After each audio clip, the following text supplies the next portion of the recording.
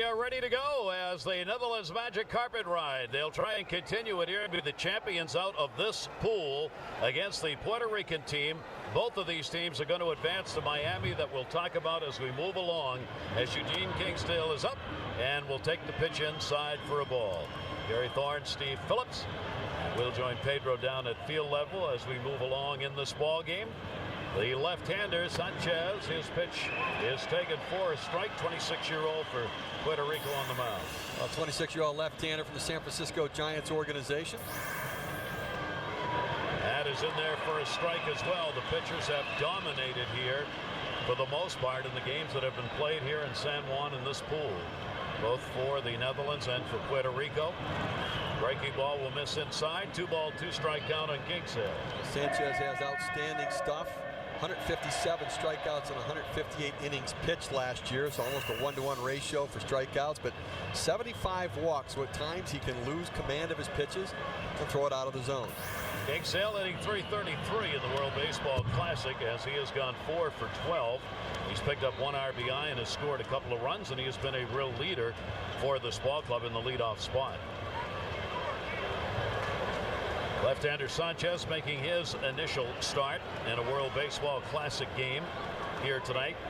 70 pitch limit by the rules, and he got a jam shot in right there that he will leave for the catcher. Noto's got it, and there's one away. Let's take a look at the rest of the starting lineup, brought to you by 2K Sports Major League Baseball 2K9. Both teams are trying to get as many players into this game as they can, as their major league clubs, for one thing, want them to get at bats, and the managers want them to have at bats as well. So, but we'll still see Simon and DeCastro in the middle of that lineup. They provide the thump if they can get their leadoff man on base for Rod Delmonico, their manager. And the pitch taken up high. Charlin Schulp, who has made the starts in the infield, is at shortstop in this ball game for the Netherlands. He's looking for his first hit. He's had an 0 for 11. Been a tough run for him. And young infielder playing shortstop today. Hanley Stacia of the Angels organization strained the hamstring, so they've moved Scope over from second to short. And Scope takes that one for a strike. Eric Cooper, the major league umpire who is working the plate tonight. Luis Ramirez, Laz Diaz, and Corey Davis around the umpiring bases. Strike taken and a 2-ball, 2-strike count. You'll hear this crowd in it. This is their home team. They have sold out. This game sold out well before the Classic even started. Fouled off into the seats. It'll hold it at 2-2. You know, both these teams are advancing into the second round, and I talked to Jose Oquendo, the manager for the Puerto Rican team, and I asked him, are they going to get some playing time for some of the other guys to make sure they get some at-bats? He said, we're playing to win this game. If the at-bats for extra players coming off the bench fit, I'll do it, but otherwise, forget it. Fastball is going to be taken away. This Netherlands team, they are writing the book, and Sanchez is going to try and shut down this ball club, which hasn't done much offensively. Their team batting average is .137, yet they're going to move on. And he got him, pulled the string on him right there. 2 down. Talk about Jonathan Sanchez and the San Francisco Giant, left-hander, 26 years old, and a young guy with outstanding stuff. Still trying to figure out how to be a pitcher instead of just a thrower, and the numbers certainly show that from the past, but Giants glad to have him. He's vying for a spot back end of that rotation. Last year's first full year of getting some starts, and I'll tell you what, he's got very, very good stuff, and the Giants have an outstanding starting rotation. That will bring up Randall Simon, and he will take the pitch inside for a ball. Simon, clearly a leader on this team, 2 for 10. A leader because he has had professional experience at the major league level with a lot of young players on this team from the Netherlands. Rod Delmonico pointing that out to us, the manager of the Netherlands, saying that Simon has taken players to task here to get the job done for this Netherlands team, and that Sidney Ponson, the pitcher, has done the same on the pitcher side of the scoreboard. Really interesting. Randall Simon, really the spiritual leader, the energizer of this team. He's one of the best cheerleaders in the top step. Sidney Ponson, I'll tell you, they could not say enough good things about Sidney Ponson, the impact he's had on some of these young pitchers. The 1-2 delivery on the way, and that's going to be lined for a base hit into center field. So it's the designated hitter, Randall Simon. It's the 2-out base hit, 2 down and 1 on. Defensively for Puerto Rico, they will stay largely with what they've had. They are going to get Vasquez in at third base for this game. Feliciano makes the start in left. Lopez at second. They've done a pretty good job defensively. Most of the ball clubs have played some pretty good D here in this artificial carpet, which tends to be very fast. Here's DeCaster. Talking about defense, he has been impressive in his play at third base. He has. He's done a very nice job and tried to make as much contact as he can. Nobody in the Netherlands has really hit all that much, but looking to make contact. And Delmonico starting runners when he can. He sacrificed bunting when he can, playing a lot of small ball. Sanchez delivers, and DeCaster will take it up high. DeCaster's had only 1 hit in 11 at bats. He has picked up an RBI. Arndel DeCaster shining at third with some sparkling defensive plays. He too has been one of the many emotional players on this Netherlands team. Sanchez will miss way up high with it and falls behind on the count now with 2 down, 2 and 1, and Soto's out. Now we talk about the defense for the Puerto Rico team. The one change is it's their third starting catcher in 3 games. And Rookie of the year last year, Giovanni Soto, going out to talk to Jonathan Sanchez. Sanchez really flying open with his front side. His arms dragging behind, and he's leaving the fastball what would be up and in to a left-handed hitter. He's not following through and getting extension out in front. Better and DeCaster waiting on a 2-1 delivery. Got that one in. Rockets that to left center field. 375 in the power alley. That's going to fall in and roll all the way to the wall. Simon off and running. Not running very fast. Here's going to be a relay throw. They got to play at the plate. Giovanni Soto has got him.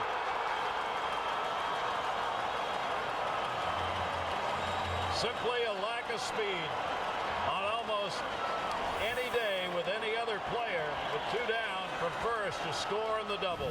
Not here. No score. No score. Randall Simon is a leader of this ball club, but nobody accused Randall Simon of being an Olympic sprinter or even to the food stand at the Olympics. Oh, it made this play. Carlos Beltran did a nice job getting it off the wall in a quick throw. Not the strongest throw, but a quick relay. And you see Mike Aviles with an outstanding strong arm from the outfield and fairly shallow left center field, nailing Randall Simon. Yeah, being a cheerleader doesn't necessarily correlate with speed. No. He's the heart and soul, but he is not a speedster. We just proved that. Yes. Let's take a look at the lineup for Puerto Rico. It's brought to you by 2K Sports Major League Baseball 2K9. The heart of the order has got some thump. You got Carlos Beltran, Carlos Delgado, Alex Rios, and a red hot looking for a job, Bud Rodriguez.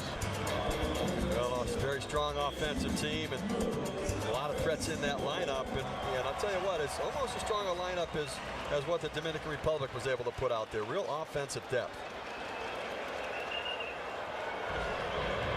Is Feliciano, who will take the pitch inside for a ball. Feliciano is going to get the start in left field in this ball game. He has appeared in the previous 2 games with 3 at-bats and gone 3 for 3. Can't do much more than that, can you? He's had a double, picked up an RBI, so at limited times coming off the bench, he's gotten it done. AAA roster for the New York Mets. Pitching for the Netherlands, Pim Walsma.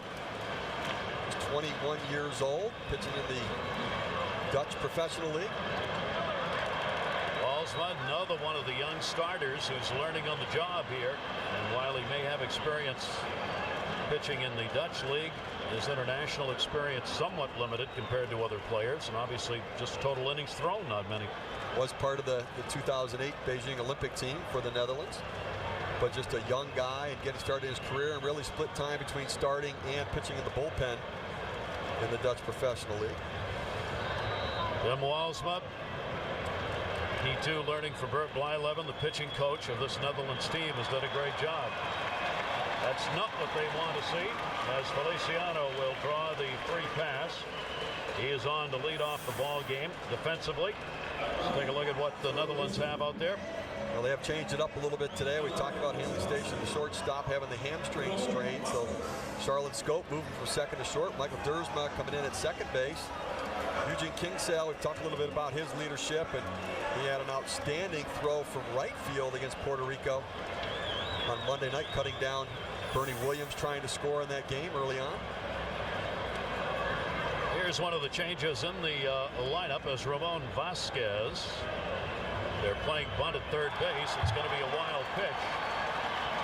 And Pim Walsma, tough start, going to go to third. Here's a throw, and not quite.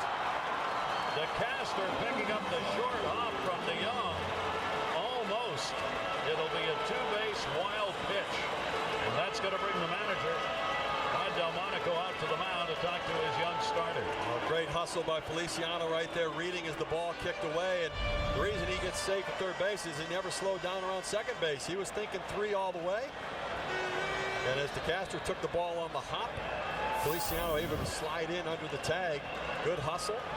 A little bit of a risky play considering the fact that Walsma obviously struggling on the mound. You don't want to run into an out right now, considering that he walked the leadoff man. He bounced the first pitch to the two-hitter and seems to be a little bit unraveled on the mound. He pitched in the United States in college ball with Lower Columbia Community College back in 2007. He went 2-3 with a 3.27 ERA. Did work at the Beijing Olympics for the Netherlands. But here in this game, really struggling now to get the ball into the catcher's mitt. And that will be taken down low for a ball. Everything out of the strike zone. And a 2-0 count. So no need for Vasquez to be in any hurry at the plate. And that is going to miss outside for a ball. Vasquez has batted second and played third base in the ball games. Moved up to the number 2 hole here, and he's on. Wow, not even close. 2 on, nobody out. Well, this is a concern only because the Netherlands pitching staff somewhat depleted. I mean, they have ridden that bullpen very, very hard, and they have responded, but they're hoping to get some innings out of Walsma here today. They've got 6 pitchers who, under the World Baseball Classic rules, are not eligible to pitch in this ball game tonight for the Netherlands. That's very tough. That's based upon pitches thrown in a game or pitching in back-to-back days, which their bullpen has done, playing very close games. They've gone to some of their better pitchers. Carlos Beltran, he's going right field down the line. Look at that shot. Oh, jeez. Somewhere out there, as the song goes, there's a baseball. It's interesting to me that he'd swing at the first pitch. I mean, I would think, as wild as Walsma has been, that you might force him to throw a strike. But I think Carlos Beltran just said, look, I'm going to sit on one in a spot, and if I get it, I'm going to try to drive it. I guess he got it. I guess. He just couldn't keep it fair. He's played center field both games, and in this one. Nice play, chance for 2. Roy gets 1 over to first, will not get the double play, and a run will score. So Beltran will reach on the fielder's choice. Feliciano will come across to score. Vasquez retired at second. Well, nice try right there. Roy leaps very high and tries to make the throw, but the throw goes inside, and as Scope's momentum was taking him towards second base, he had to stop and then could not recover to be able to make the throw. As he comes back, you see the throw kind of takes Scope off the line, does a nice job trying to throw from his knee. Just can't do it. Credit Carlos Beltran with an RBI. That is going to be his first here in the World Baseball Classic, although he has gone 3 for 9 in it. Now 1 away with a runner on at first base. And here is Carlos Delgado making the start again at first base. And Delgado will take a strike. Delgado's 4 for 5. He has had a home run and an RBI. And going back to 06 in World Baseball Classic games, he is now 5 for 6 with a home run, 2 doubles, and 2 singles in World Baseball Classic games. He has been swinging the bat very, very well. Watching him around the batting cage, his bat stays in the plane of the ball as long as any hitter that I've seen in this tournament. I mean, he is just locked in right now, driving the ball. They've got a very big shift on. Third baseman almost at second base. That is taken inside for a ball. There's nobody from second base over to third base in the infield against Delgado. But like most hitters of his kind, he is not about to take advantage of that. He would rather rocket the ball over everybody's head on the right side. Yeah, you got a big hole. At some point, you have to be tempted to bunt it down the third baseline and just check your swing. They'll get the runner back here with 1 away.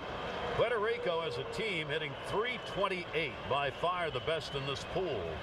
as they have come across with 10 runs in the previous games played, and they are looking to be 3-0 with a victory here tonight. That ball is fouled off with a runner going.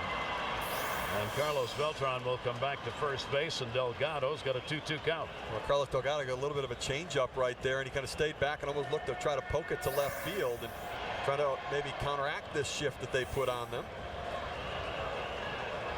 For the Netherlands, their magic ride is dependent almost entirely on their pitching. Their pitching staff has an ERA of .63. They have shut out the opposition in 26 of the 30 innings, including this one, that they have played in. 26 out of 30 on a pitching staff that was virtually unknown to the rest of the world. Well, as the analyst on this show, I'd say that's good pitching. Thank you. Yeah. That's why you are. .63 ERA, that's good. That's good. That'll win some games. I mean, that's amazing. Yeah. They've stranded 35 base runners during the first 3 games of this tournament. 35 runners left on base. And beaten the heavily favored Dominican Republic not once but twice. And you know, one of the major advantages they've had is they've had the lead. It allows the pitchers to pitch differently. It allows them to kind of work their sequence of pitches, and it puts pressure on the opposition hitters. They do not have the lead in this one as they trail 1-0 with a run in on a couple of wild pitches that moved Feliciano over to third, and he was able to score on the fielder's choice as Walsup, the young right-hander, trying to settle it in here. He's got a 3-ball, 2-strike count now with Beltran on at first base with a pretty good lead, and he's running, and it's ball 4, and again not even close. So 3 out of the 4 batters have walked here in the first inning. Well, we've seen a little bit of this throughout this pool play here in Puerto Rico, where the Netherlands pitchers were bending. I mean, they walked the bases loaded the other day and got burned a little bit by them. They've put runners on base, but they've seemingly been able to make pitches and get outs. They've been able to get a double play. They've been able to get to strike them out, throw them out, double play, and get out of jams. Well, can they escape problems here and not get too far behind the 8-ball? Because offense, while their pitching has been outstanding, their offense is not. They simply have played the close games, a 10-inning ball game without a run scored last night. Finally in the 11th, won it. 1 down, 2 on, 1-0 delivery, and that's going to be taken up high. Alex Rios, the right fielder, and Walsma just way off. And you know right now he's aiming the baseball, just trying to put it in the strike zone. Right, he's really overcompensated. His first 5 pitches bounced in the dirt, and now he's leaving everything up in the zone, and he just cannot seem to find that middle ground. Rios 0 for 7 so far in the World Baseball Classic. Does get a heater that was in the strike zone and a 2-ball, 1-strike count. It takes some discipline as a hitter when you have a pitcher who's really scattering the strike zone and he's all around. To have discipline, just lock yourself in and keyhole the pitch that you're looking for and try to drive it. 2-1 delivery on the way. Fisted him. Foul back. 2-2. You know Bert Blyleven, the pitching coach and former great major league pitcher himself, sitting over there and thinking, this is how you learn. If you can get through these kind of games and pull yourself back to throw strikes, you won't forget what that feels like.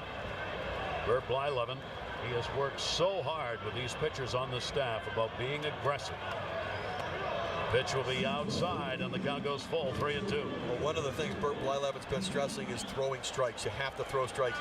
His staff does not have the kind of stuff to allow themselves to walk base runners and then come back and make pitches, because they don't have strikeout stuff.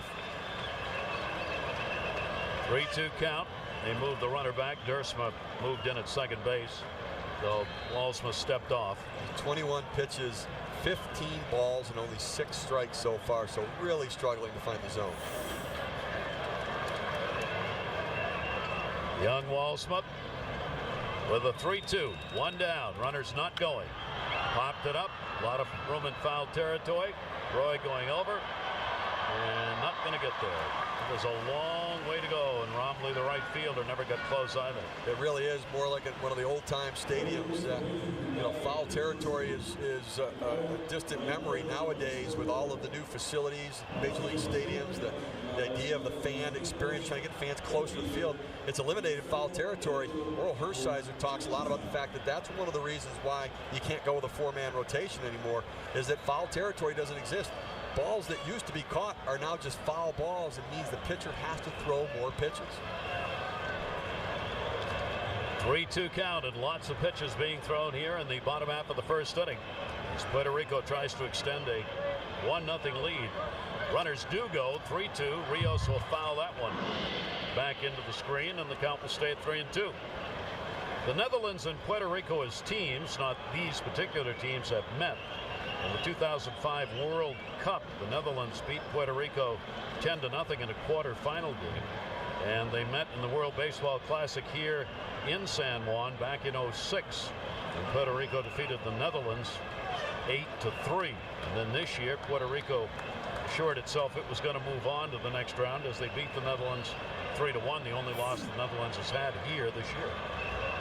3-ball, 2-strike count. See if the runners go again. They will wait.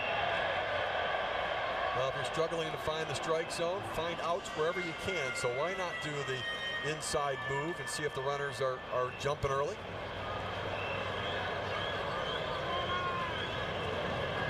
Beltran on at second, Delgado on at first. 3-2, runners do go. And he won. The fourth walk surrendered. And you don't want to do that when the man coming up is Ivan Pudge Rodriguez. Boy, he had some kind of night against Panama on the first night of the tournament here. And fastball up in the zone, he drove it. Then he hits another fastball up out of the ballpark for a home run. Double down the line. And then he says, hey, let me take one the other way and drive it into the gap. A 4-for-4 night. 2 home runs, a double, 4 RBIs, and some kind of performance. A night to remember for Puerto Rico, and Pudge Rodriguez is the designated hitter in this ball game, and the base is loaded and only 1 out. So a key moment in this game early for both these teams, and for Pim Walsma, the pitcher in particular. Got Rodriguez to take an off-speed breaking ball. See, that is where some of these veteran hitters have gotten into trouble. The Dominican Republic, I think, got in big trouble for this, chasing pitches out of the zone, trying to do too much, trying to be a hero. You got all the crowd cheering. You want to get the job done for your team. Patience. You've got a pitcher who's struggling. He's in the jam right now. Let him feel the stress. Just relax and look for a pitch over the heart of the plate. 0-1 delivered to Rodriguez.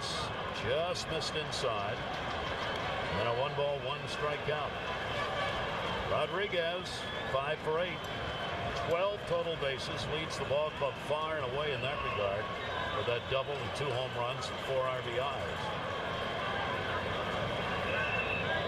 1-ball, 1-strike. Way outside, DeYoung, the catcher, has had his work cut out for him in this game. A lot of speculation about what teams have interest in Pudge Rodriguez. The Florida Marlins have had some interest. It seems the Astros, and I think the Mets should have some interest. Find out today, the San Francisco Giants, some interest in Pudge Rodriguez to catch and maybe play some third base. So he was taking ground balls. Outside corner strike, Jose Oquendo, an outstanding infield player and coach, was working with him before the game on the carpet.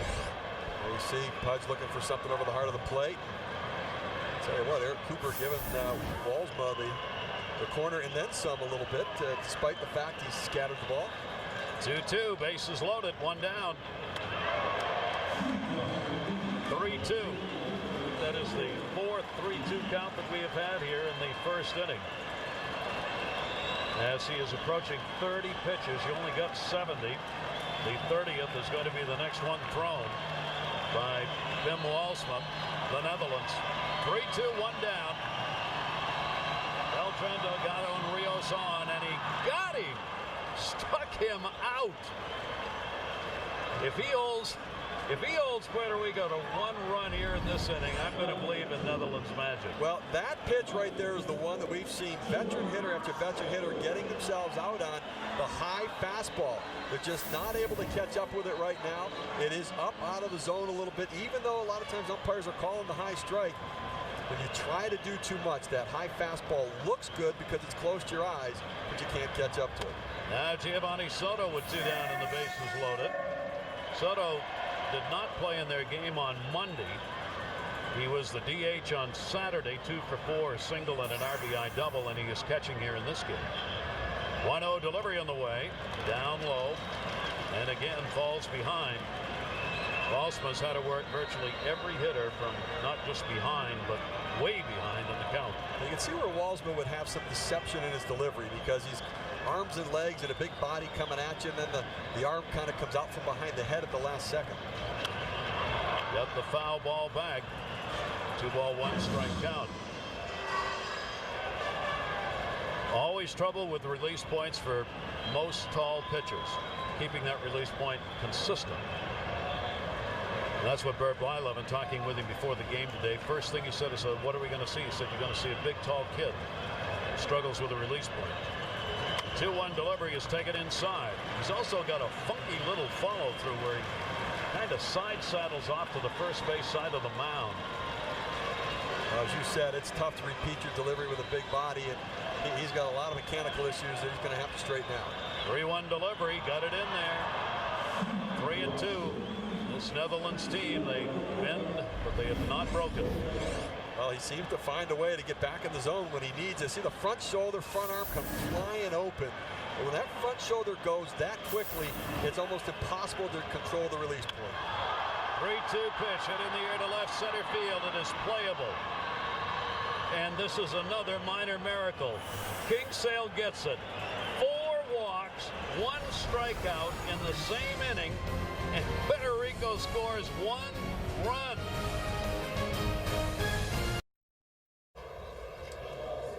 And there will be more World Baseball Classic games on the calendar tonight at 6:30. MLB Network, USA, Venezuela. That's for 1 and 2 in their pool. Then at 10 o'clock, Mexico takes on Australia. That is an elimination game. And tomorrow, MLB Network at 9, Cuba faces the winner, the Mexico-Australia game. All games available on ESPN Deportes. Vince Roy will take the pitch in the dirt. Spell it R-O-O-I. He is playing at first base. First inning for Puerto Rico. 1 run, no hits, no errors, and 3 left on base. 4 walks, runs scored on a fielder's choice. Say the Australian team sure pushed the Cubans last night. Very tough game. Pinch hit home run to win it for Cuba. That is taken for a strike of the 2 teams in the World Baseball Classic in the 4 pools, 16 teams. It has been the Netherlands far and away the Cinderella story, in Australia trying to grab a hold of that pumpkin as well. That one taken to center field. It's 404 to dead center. Beltran is back there and has it 1 down. Take a look at the drama that took place in the game last night. Jose Bautista drives one into right field. Eugene Kingsale loses the ball in the lights. It goes to the wall, and Jose Reyes scores. But Eugene Kingsale picks up a base hit, knocks in to run the tie of the game.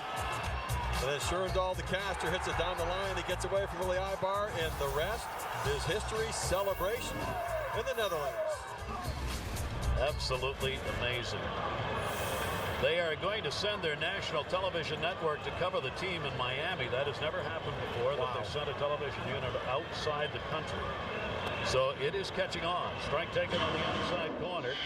Sidney DeYoung, who is doing the catching in this ball game. Bert Blyleven, who does broadcast work for the Minnesota Twins, is going to miss 2 spring training games. Ground ball towards short. Avila's up with that one. He told the Minnesota Twins, I know I got a couple of games to do in spring training. I hope I don't get to do them. Says, because if it's true, it means we'll be moving on to the 2nd round. Well, this Netherlands story is unbelievable. And then you couple it with Australia and their upset over Mexico. In Italy, China won a game. In Italy, China and Italy over Canada. And this is accomplishing exactly what the Players Association and Major League Baseball wanted, growing baseball internationally. These upsets have such an impact in their home countries, and it spurs the interest in baseball and kids getting out to play. Here is Kurt Smith, who will take the ball down the line and foul it off. Smith is getting the start in left field in this ball game for the Netherlands. Smith has appeared in 1 game, had only 1 at bat. As we told you, both teams are going to get in some of these players who have not played a lot in tonight's game. 0-1 count, 2 away. Smith waiting. Ground ball toward short again. Aviles. And that will do it. Good job by Johan Sanchez as he sets the side down in order. We go to the bottom half of the second inning. These two teams playing for the right say they won this pool play.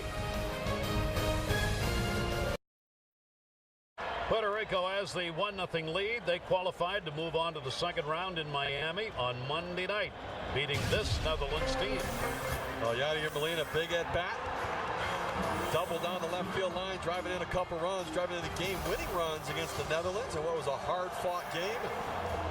Yadier Molina saying that that base hit was bigger than the home run he hit against the New York Mets in the NLCS in 2006. He said it's just doing it in front of our home fans the best. That one to the gap by Felipe Lopez will fall in for a base hit. Boy, that came off the end of the bat. It looked like it was going to go further, and it ultimately traveled. He's got a leadoff single, Felipe Lopez, who is playing at second base. Well, not a great read by Kurt Smith in the outfield right there. It's like he didn't see the ball off the bat because that hung up there a little bit. But they had a chance to make a play on it. Over 19,000 on hand here in Puerto Rico for the sellout ball game. Most people thought it would be the Dominican Republic and Puerto Rico playing in this game. But the Dominican Republic eliminated by the Netherlands. They are gone. Runner goes.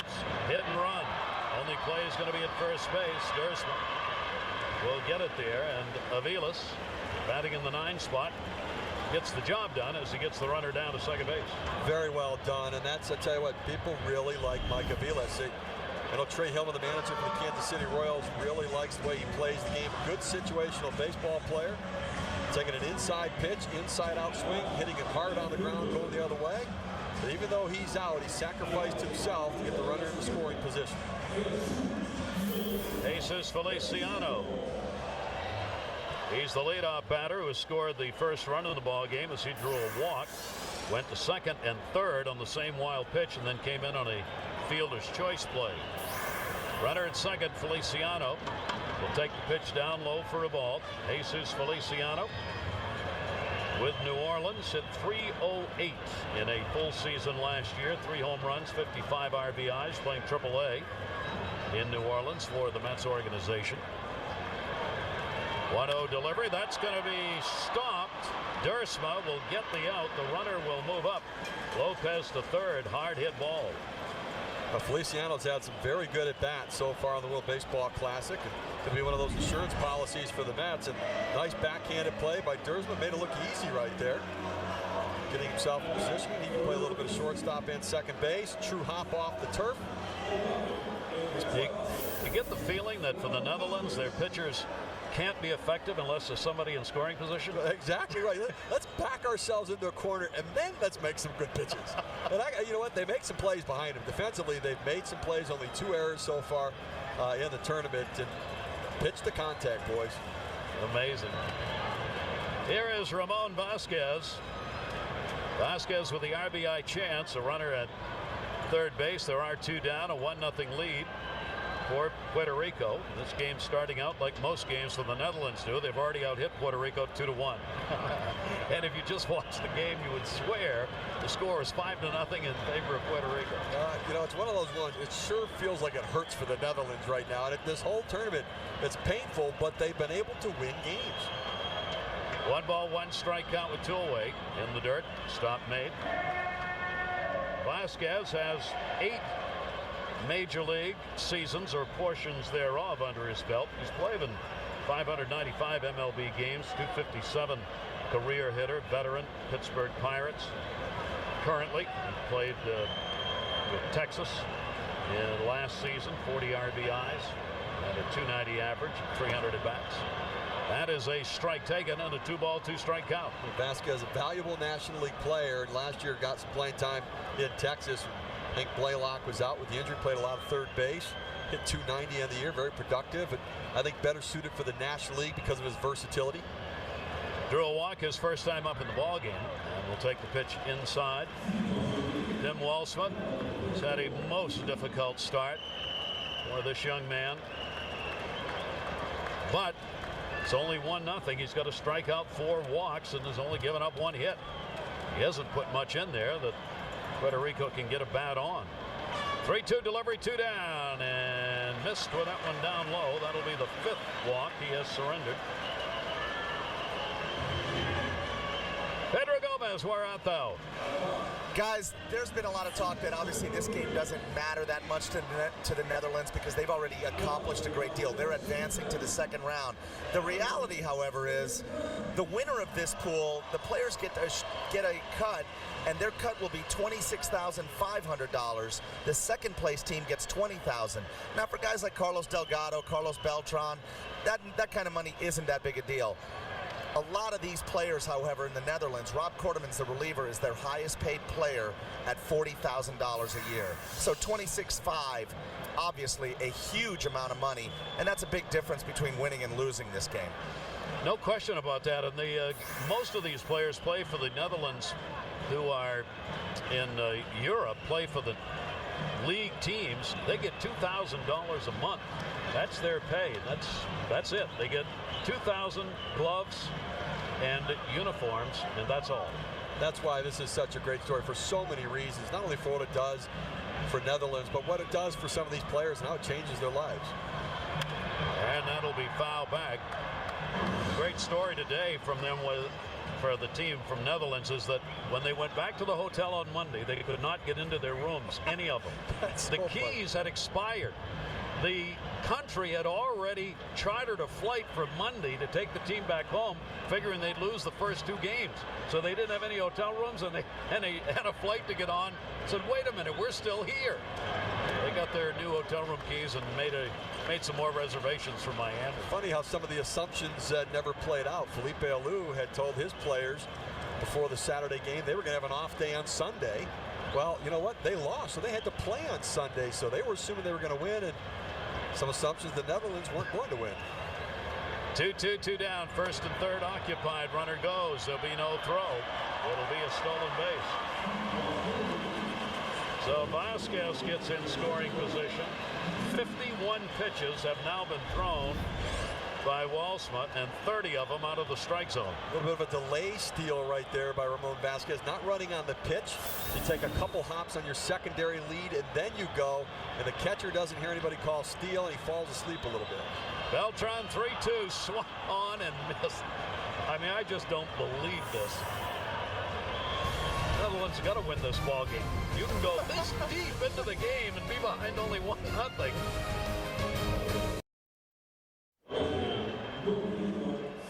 A 1-0 lead, Puerto Rico. The winner of this will be the #1 seed coming out of this pool to move on to Miami, as both of these teams are going to do that. Of course, like cold hard facts, mercy.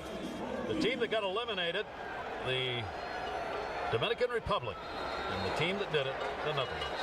Well, the cold hard fact is that the Dominican Republic had an awful lot of talent, was making an awful lot of money, has put up an awful lot of big numbers in the past, and the Netherlands, a team that hadn't put up many numbers at all other than one guy, Sidney Ponson, with 90 of their 95 wins. Well, you know what? David defeated Goliath. And they look to do it again here against Puerto Rico, the team that did beat them, but in a very tough ball game. Danny Rombley, who is playing in right field in this game, leading it off for the Netherlands. Rombley batting 8th in the order, Dersma, and then the top of the order, Kingsale. He fouls that one back into the screen. Rombley has had just 3 at-bats. He has gone 0 for 3. As we told you, you're looking at a Netherlands team that's hit 137 coming into the game against a team from Puerto Rico that has hit 328 in the World Baseball Classic coming into this game. Puerto Rico's 2-0. The Netherlands are 2-1. Check swing, he went around, he got it. Sanchez will get the strikeout. That'll be his 2nd. Well, Jonathan Sanchez getting locked in a little bit better right now. Going with a breaking ball, bearing it down and into the back foot of the right-handed hitter. And Rombley can't hold up. And he gets the strikeout. Sanchez with 2 Ks and no walks. Michael Dersma. Dersma making the start at second base. He will take that one for a strike. Dersma getting time here. Has gone 1.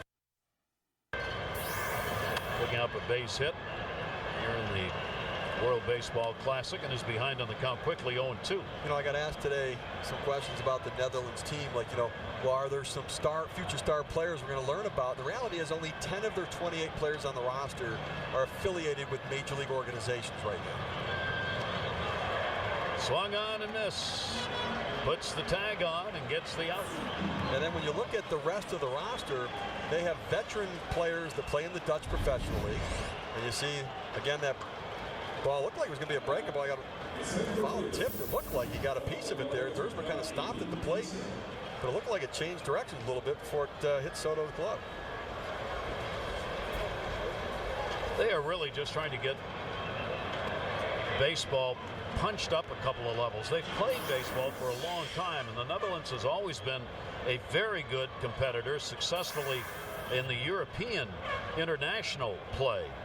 In fact, they have come away with some 20 European championships out of the 30 that have been played. Those are not played every year. They tend to be scattered when the interest is there.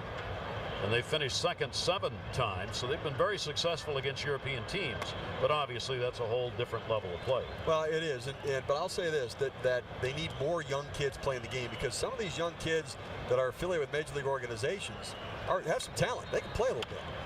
Ground ball right back to the mound. Kingsale is going to be retired. And that's 6 in a row that have been sent down by Sanchez. When we come back, Puerto Rico, the middle of the order, cleanup batter Carlos Delgado.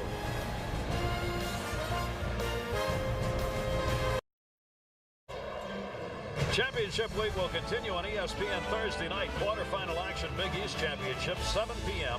The winner of Notre Dame, West Virginia takes on Pittsburgh. Then at 9, the winner of the Seton Hall Syracuse game will battle Connecticut. It's the Big East Championship, part of Championship Week, presented by Dick's Sporting Goods on ESPN on Thursday.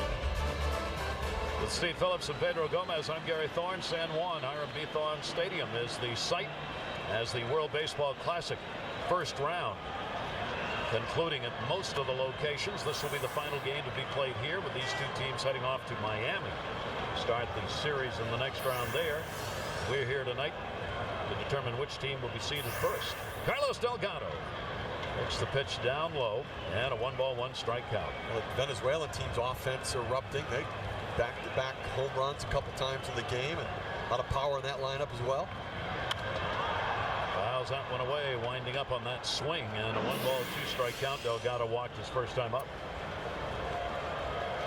USA, Venezuela, they're going to do the same, playing one another to determine which team comes out of that pool as number 1 and which is the runner-up. And that obviously determine who you're going to play in that first round in Miami.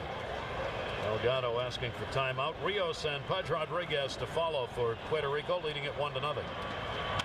Off the fist, he's going to get a base hit the other way. Smith over. Big turn made.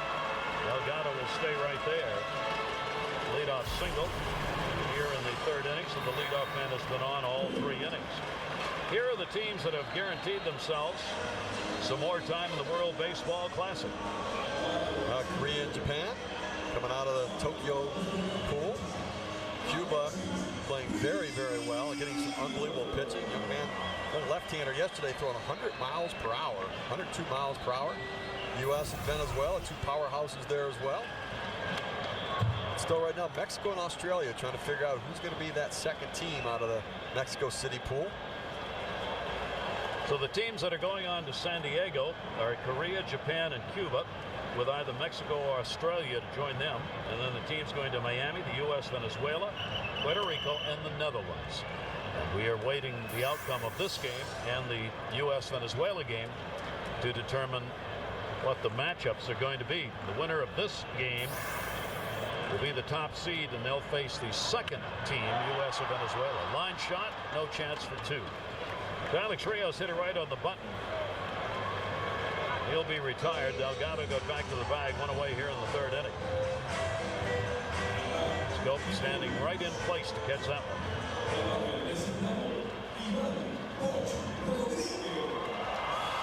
Pudge Rodriguez.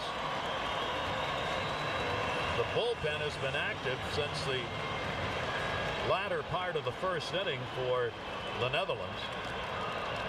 They will keep it active. 70 pitches is all that can be thrown in the first round of the World Baseball Classic by the starters. And Walsh has eaten those up in a hurry. Rodriguez, strikeout victim, first time up. Dave Bergman's been ready to go out there in the bullpen, or up rather. Ivan Rodriguez, Bergman on the mound with Walsma out of there. Swung on and missed. So he'll hope to throw a few more strikes. It's going to be interesting in this at bat for Pudge Rodriguez. You know, one of the things you want to look at in development and see how the guy's getting settled in is making adjustments. We've seen him chase some balls out of the zone. We see him swing and miss at the high fastball. Let's see if he can be more selective and have a better approach at the plate. Runner on at first base. Here's the overhand chopper.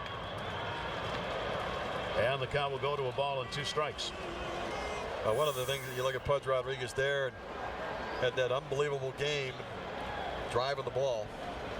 And at other times we've seen him kind of swing and miss at pitches up in the zone and chase some pitches and get mad at himself. Short lead at first base for Delgado. Bergman, 1-2 delivery. Got him.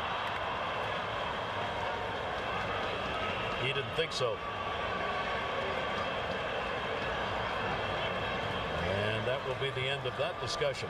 Talked about leadership on this Netherlands team. One of those leaders right now is with Pedro.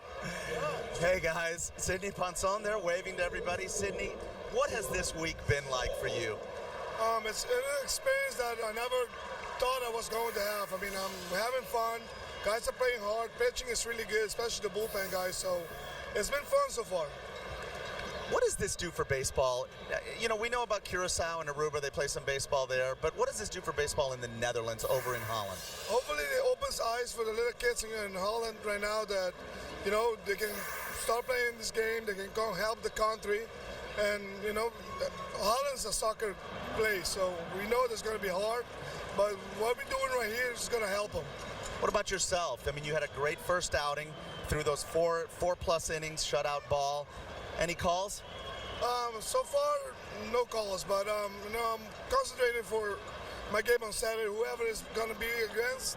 So we'll see. I'm going to go out there and have 85 pitches. Hopefully, I can give the team about 6 good innings, and we'll see from there.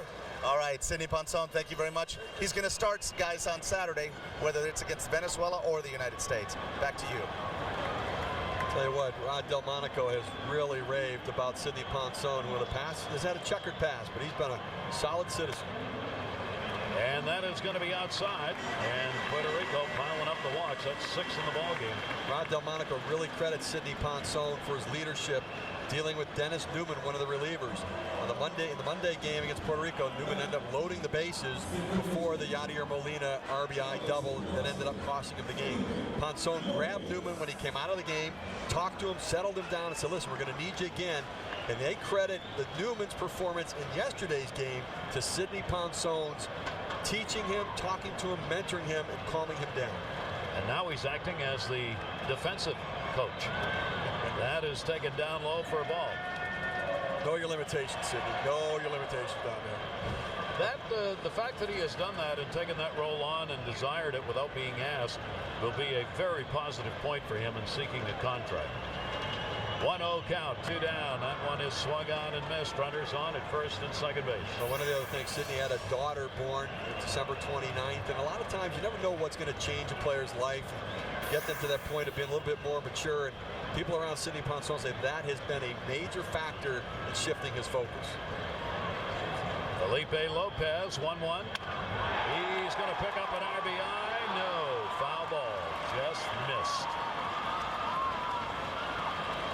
And got it far enough inside, so he pulled it foul. The runners will head back. They went down and hooked it just far enough, and you see the way it was hooking, and just could not keep it fair.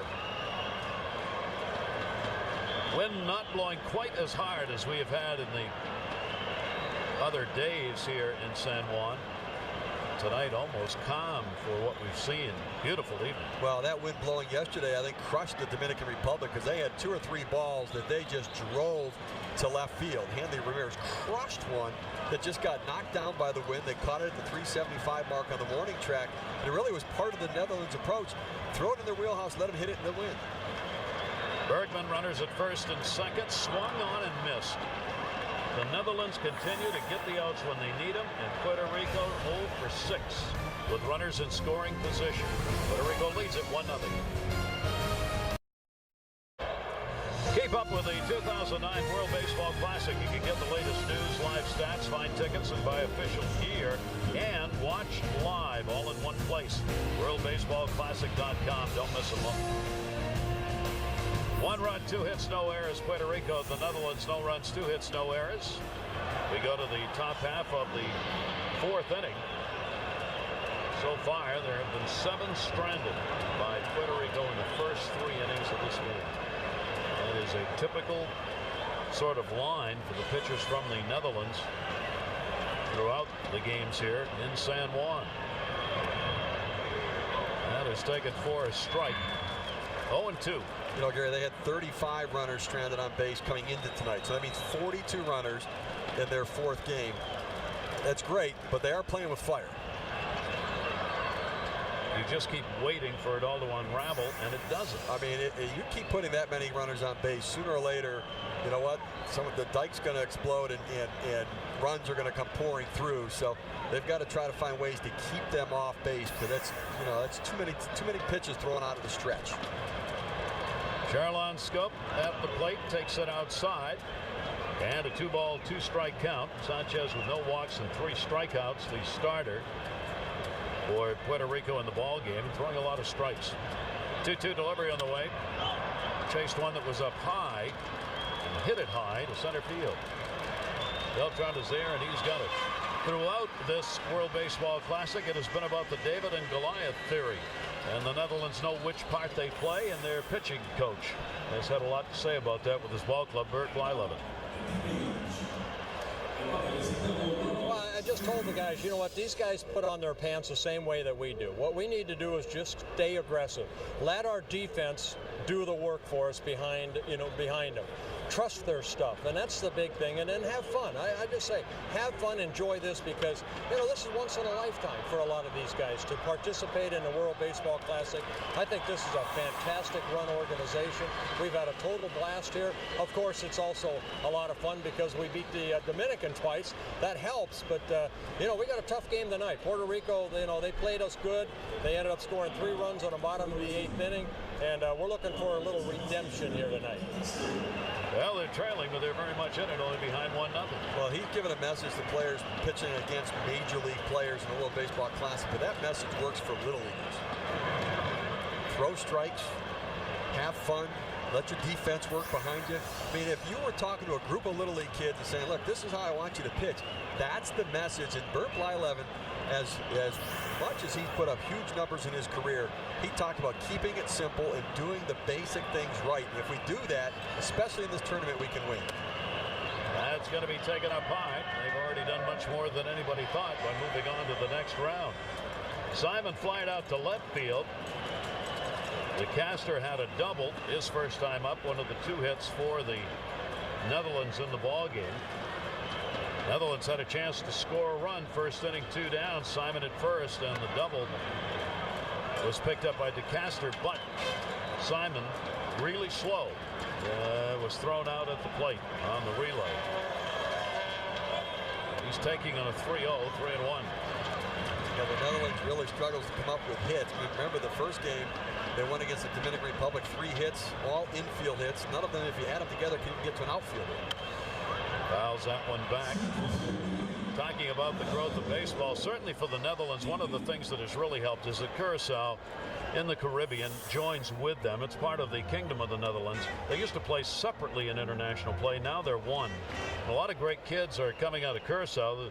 The Little League World Series sees those kids a lot. They won it in 2004. They were runner-up in 2005.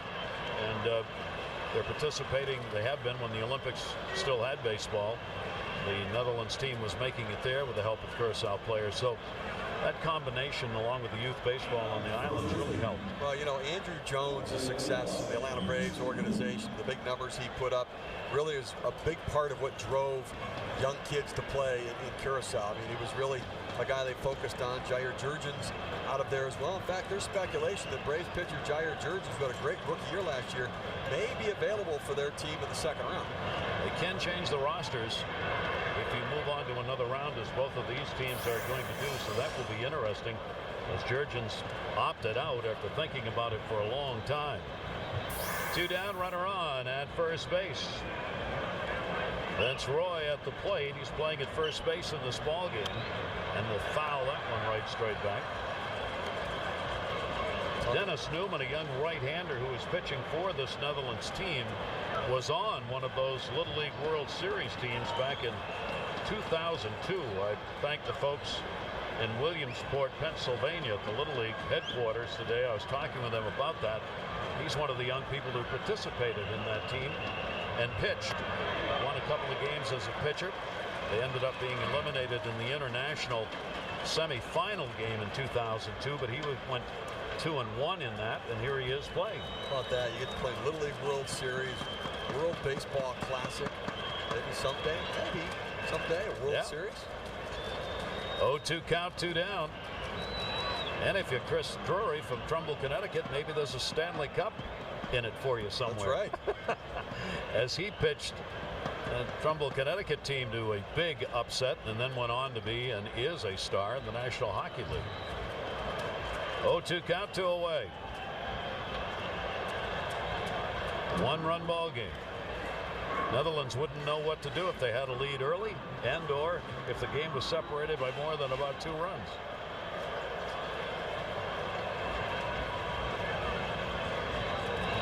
Breaking ball got him. Even Bert Blyleven would have to tip his cap to that yacker. We go to the bottom half of the 4th inning. Puerto Rico, a run in the first, and it's the only one up there.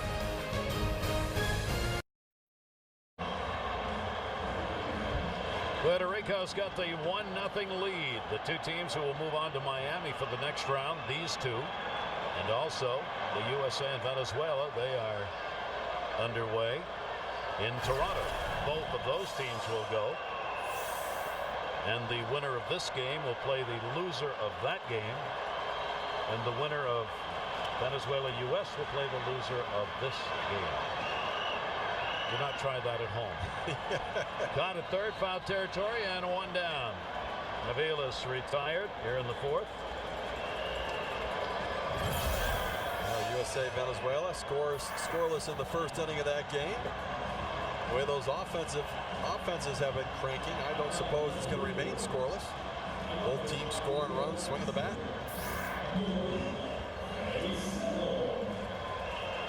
Final game being played there, just as the final game is being played here. Breaking ball is taken down low. Dave Bergman on the mound, second appearance in this World Baseball Classic. Jesus Feliciano has walked and scored. The lone run came in the first inning, and he was grounded out. Like Korea and Japan, they started the Tokyo pool earlier so that the winners could have time to travel and recover. So they're playing spring training games now. Shot up the middle. Jesus Feliciano's got a base hit with 1 away here in the 4th inning. Well, Jesus Feliciano's really swung the bat very well. He's going to help the Mets at some point this year. Left-handed bat, takes a fastball down and in, right back up the middle, and that's what you want to teach guys during spring training. Stay back up the middle. Don't hurt the pitcher when you do it, but try to get it by him. That's a good piece. A long shot right there, and Bergman's just checking heart rate right now. 1 away. You'll face the left-handed hitting third baseman, Ramon Vasquez. Vasquez has drawn a couple of walks in the game. Carlos Beltran has the RBI that came in a fielder's choice in the first inning for Puerto Rico. 3 hits on the board now for the home team, playing in front of 19,000 plus in the sellout crowd here in San Juan. 0-1, 1 out.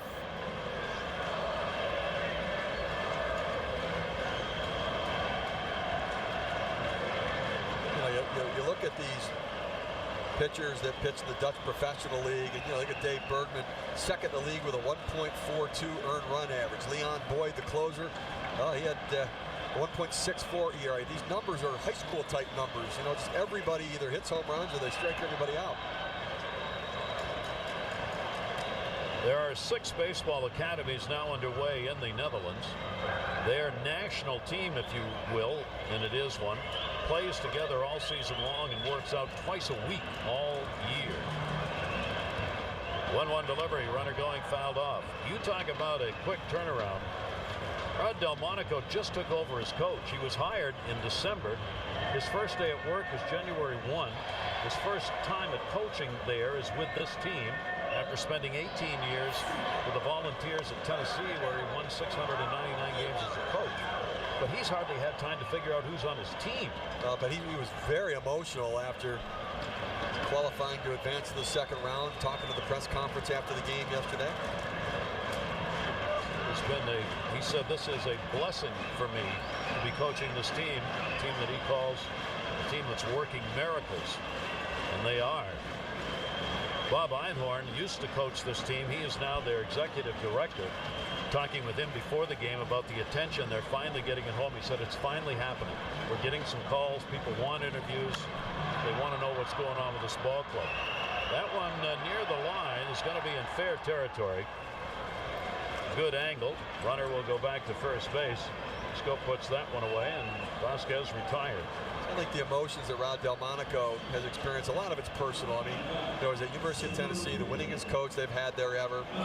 You know, let go with 3 years left in his deal. And, you know, so he was a volunteer coach at Florida State last year, now at Florida International. He'd like to be a Division I head coach again, but I think the emotions of showing that, you know what, I thought I could do this job before, and then it didn't go so well, and I get let go. But I think it's brought back to him that confidence that I do know what I'm talking about, and I can lead young men to play this game. Beltran at the plate, 2 down.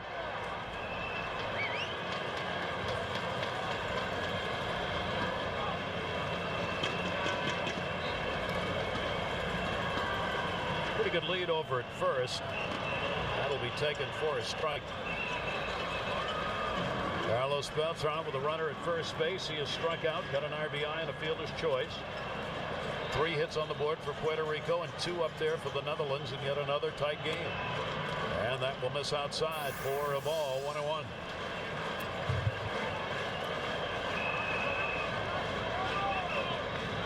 Fans would love to see him rock one. They came to see his big bat at work.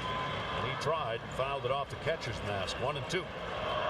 He's certainly a big part of the New York Mets organization and what their hopes are for this year. So is Carlos Delgado.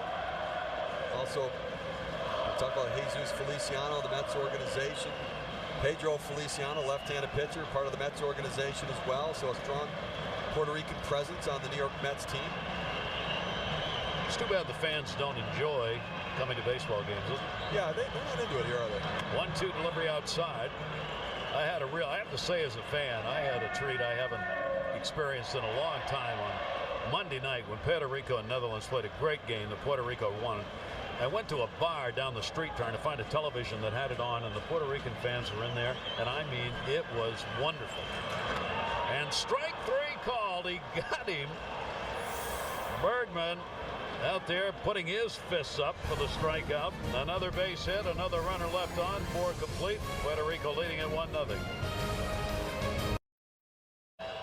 And more coverage of the World Baseball Classic coming away from Mexico on MLB Network. Tonight at 10, Mexico faces Australia. That is an elimination game. Australia, nobody thought they were going to go even this far. And tomorrow at 9, Cuba takes on tonight's Mexico-Australia winner to decide the 1-2 seeding there. All games can be seen on ESPN Deportes. Mexico City was the last of the 4 pool areas start, so they will be the last ones to finish up as well. DeYoung, who is at the plate, will take the first pitch from the reliever, Orlando Román. Now, veteran journeyman right-hander, pitched in the Mexican League the last couple of years. Started his professional career with the Mets organization, bounced around to the Blue Jays and Orioles. First appearance he has made in this 09 World Baseball Classic. Did pitch for the Puerto Rican team in the 2006 Classic as well. Got a win with 2/3 of an inning. Sidney DeYoung will take the pitch up high for a ball. So Puerto Rico has gone halfway through this ball game and only been able to get that 1-0 lead. Everybody has learned here in San Juan, don't leave this man's team with the door open. They will take advantage of it. And the Netherlands are going to try and do it again here. That is a strike taken. You really can't, as in all these situations, look ahead and say, well, who would I rather play?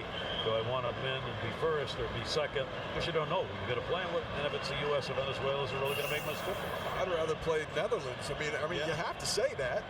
If you're them, yeah. Yeah. I mean, if you're U.S. Venezuela, I'm looking at it saying, do I want to be 1 or 2? I want to line up so that I play the Netherlands, only because of the fact, how long can this miracle continue? I mean, because it has been an amazing story, but they are undermanned. Their roster doesn't match up. Their experience doesn't match up. So if I'm the U.S. or Venezuela, I want to play the Netherlands. I may regret it. As the Dominican did. Yes, they did. However, 2-ball, 2-strike count.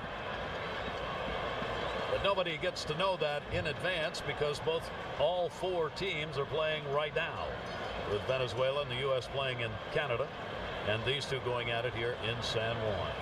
For the teams in Mexico City, would you rather play Korea or Japan? That's a toss-up for me. Yep. I mean, 2 very good teams. Yep. Korea beating Japan 1-0 to come out as the #1 seed in that pool. Did you see Ichiro Suzuki's comments about the 1-0 loss to Korea? He was so angry about it, and he said, I wanted to crush them. Now, I don't know if something gets lost in the translation, but if you say that in the States, those are fighting words. I mean, you can't say that stuff. But Ichiro was calling them out, saying, I feel like we should crush them. They do not like one another. So that is a serious rivalry that goes on in baseball around the world, as South Korea and Japan very much opponents on the baseball field. And you see the Tokyo bracket there. Both teams advancing. That one is going to be a base hit. So DeYoung is on with a leadoff single. That is the first hit for the Netherlands since the first inning. The only base runner they had since then was a walk in the 4th. They got the leadoff man on. This is where they have played small ball, trying to get a run in. Let's see how Rod Delmonico will play this now. He's got Curt Smith, who's batting 7th in the order. At the plate, he was looking long down the third base side to see what the signs were. Good 8-pitch at bat by DeYoung to get on at first.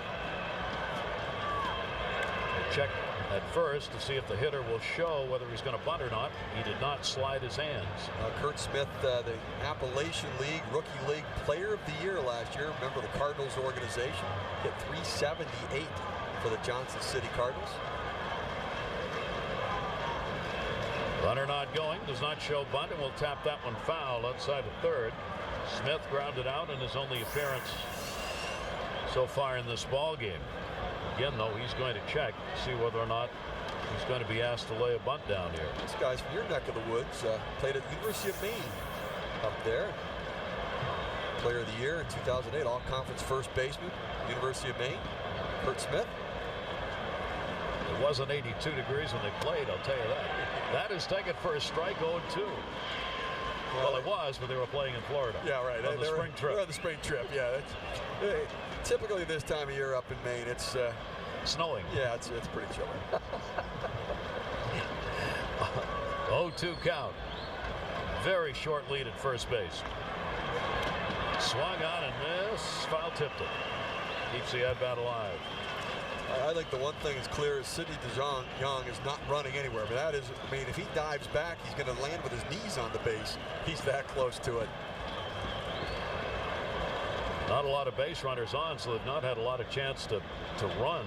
They have not stolen a base here in this World Baseball Classic. Netherlands. 0-2, nobody out, runner at first. Thought about it. Thought better of it. 1-2. I asked Jose Oquendo, the manager for Puerto Rico, who would his 4th starter be? They've only played 3 games because they won the first 2. And he said it would likely be either Giancarlo Alvarado, who we saw come in back up Ian Snell or Nelson Figueroa. One of those two would be his fourth starter if they need that at all in the next round. You can see how tight this game is and how much respect the Dominican Republic has for this Netherlands team. They are playing this very tight and close to the vest, making sure that lead does not get big at first so they can turn a double on a ground ball. That one is popped up. Shortstop. Aviles backing up and will put it away. Smith is retired, one down.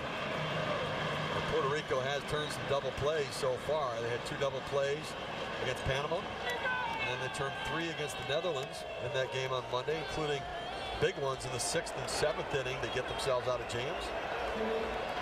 And Derek Van het Klooster will come on as the pinch hitter. Van het Klooster will get a left-handed bat in there against the right-hander with a runner on at first base. He has had 3 at-bats looking for his first hit of this World Baseball Classic. One down. He'll be pinch hitting for Tremblay, the right fielder.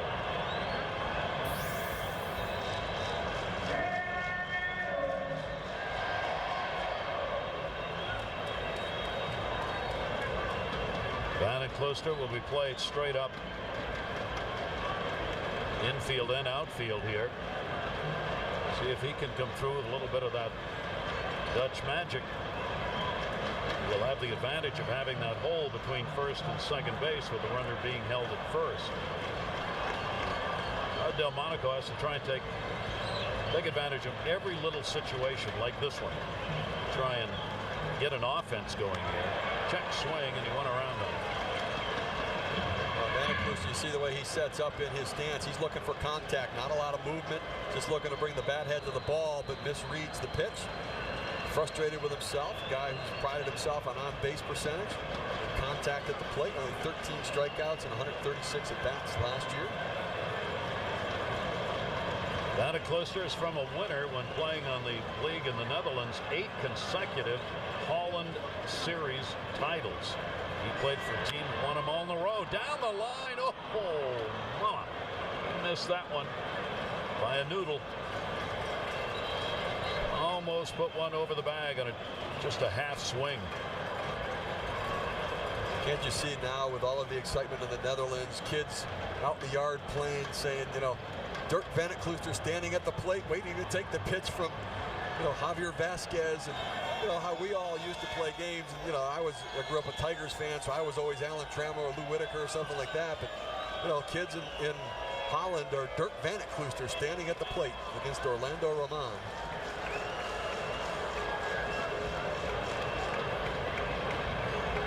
We're going to put a tape on you when we get back to the States. See how you do out back on the garage playing, who you're imitating. Got him. Unable to make contact. Orlando Roman gets the strikeout, 2 down. A good running fastball. The ball just tails away. They're trying to go up and in, but it just tails away on the outside part of the plate. Real good movement. They were trying to climb the ladder in that hole that left-handers tend to have in their swing. So now with 2 down, Dersma batting 9th and playing at second base. Will stand in. Puerto Rico leading at 1-0 here in the top half of the 5th inning. Orlando Roman gave up the leadoff single in the inning to DeYoung, who was on at first base. And we'll get that one in for a strike. Only run scored first inning, Puerto Rico on a fielder's choice. They got no hits in the first, but they were the beneficiaries of 4 walks. And the fielder's choice RBI by Carlos Beltran is the only run in the ball game. Fastball will miss up high, 1-1. A lot of people trying to find what level of talent this Netherlands team is. And, you know, Dersma's 31 years old playing here now, plays in the Holland Professional League, but you know, probably commensurate with a AA level player here in the States. Well, then you have the Sidney Ponsones and Rick Vanden Hurks and Randall Simons, who are at a higher level, that are, you know, major league, AAA level talent, and then a lot of young prospects, young kids that are playing at the Class A levels here in the States as part of this Netherlands team as well.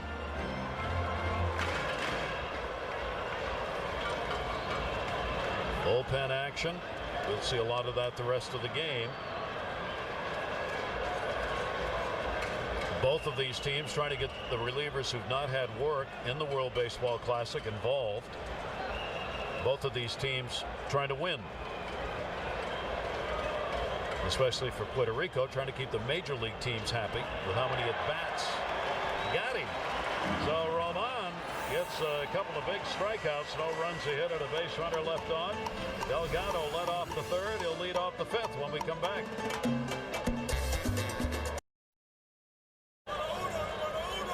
A game to decide who the #1 seed out of this pool in San Juan will be, and Puerto Rico has the 1-0 lead, each team with 3 hits in the ball game. Pim Walsma, the starter for the Netherlands, a very rocky outing, but he gave up just the run on a hit with 5 walks and a couple of strikeouts. Dave Bergman has come on in relief. So far, 2 innings, 2 hits, no runs. Bergman will stay out there as Carlos Delgado will stand in. Delgado is singled and walked. Delgado now 6 for 7 in World Baseball Classic play. And Klister will stay in the ball game in right field after pinch hitting. And a ball 1.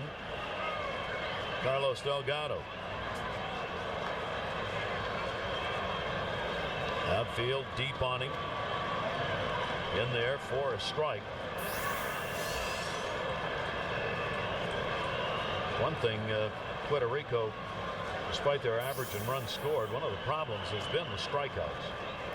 As they came into this ball game, in the 2 games, 9 Ks. And there have been 5 more added so far in this game.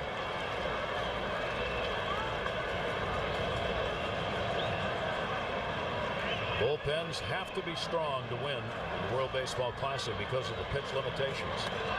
That is taken outside. 3-ball, 1 strike count on Delgado. Rios and then Pudge Rodriguez in the inning. Bergman's delivery. And another walk. Well, that'll put the leadoff man on yet one more time here in the 5th inning. 4th time in 5 innings that they have done that. Well, they'll strand him on base again. I mean, that's the one thing that we have seen this Netherlands pitching staff able to do is continuously strand runners on base.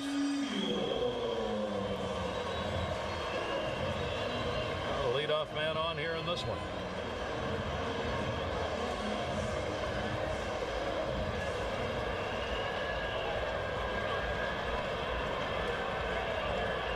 Alex Rios has lined out and drawn a walk in the ball game. Rios trying to get his bat going. 0 for 8 now in the Classic here in San Juan. Tell you what, though, I really like Alex Rios as a player. I mean, I think his game still has room to grow. I mean, just playing at 28 years old right now. Set personal highs doubles last year. 47 doubles, and I think those doubles are going to become home runs. He still has that body that's going to fill out. He's going to get stronger. Steals bases. Yeah. He had a good 06 Classic as he had a couple of hits, home run, RBI, 8 at bats. Bergman continuing the workout for his catcher. DeYoung in this game has had to be all over the place blocking balls as Walsma and Bergman have both buried pitches in the dirt. 1-2 delivery, and that'll be foul back. Rios with the uppercut on that one. Yeah, Sidney DeYoung's got to be saying to Rod Delmonico, thanks, I'm glad to catch tonight. But why does Kenley Jensen get to catch all the guys that can throw it over the plate? And I get the guys, I got to be a hockey goalie back there. And he's made a couple diving plays on wild pitches. And good effort for the Netherlands tonight. Delgado at first base being watched. A 1-0 game now as we get down to more than midway through in the tight spots here in the middle of the order for Puerto Rico. Bergman would like to get through this without giving anything up and not have to turn it over. That ball's in the gap to left center field. Diving and gets away to the wall. All the way to center. Delgado will come around to score. Rios in at third with a stand-up triple and an RBI.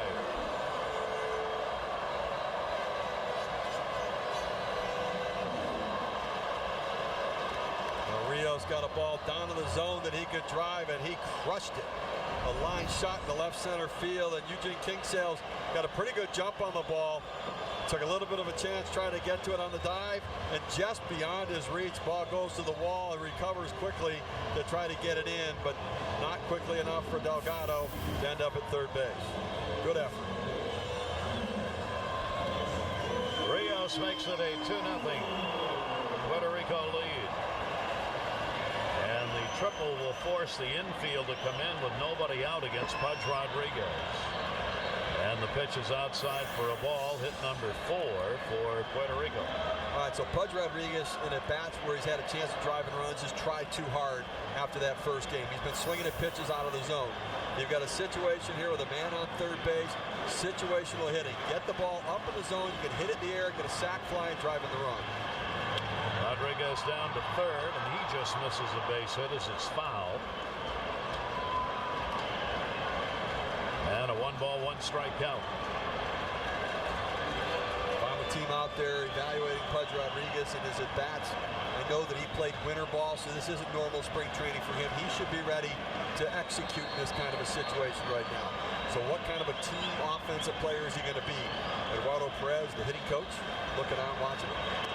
Swung on and missed, chasing that slider down and away out of the strike zone. That has been the pitch he has struggled getting the bat on. He has, because he's pulling off the ball. You see the front side open and the ball in the outer third of the plate. He's extending his arms, reaching for it, and not able to drive it. You got to stay and think about going to right field. And base hit, RBI. DeCaster, because he was in, had no chance to knock it down. Rodriguez makes it a 3-0 lead for Puerto Rico. Rodriguez got a pitch in the inner third of the plate that he could pull. Able to pick up the base hit. So 3 up and 3 on, a walk, a triple, and a single against Bergman here in the 5th inning. Well, he got the pitch in the area where he could hit. We talked about how he's having trouble on the ball away, and they threw him in. And they threw it right into the one spot where he could do some damage to it. He was able to pick up the hit. First hit they've had tonight with a runner in scoring position makes them 1 for 7 in that department. Bergman is out of there. The Netherlands with a pitching change. Puerto Rico leading it. Puerto Rico extends their lead to 3-0, getting the first 3 on and 2 of them in already here in the 5th inning over the Netherlands.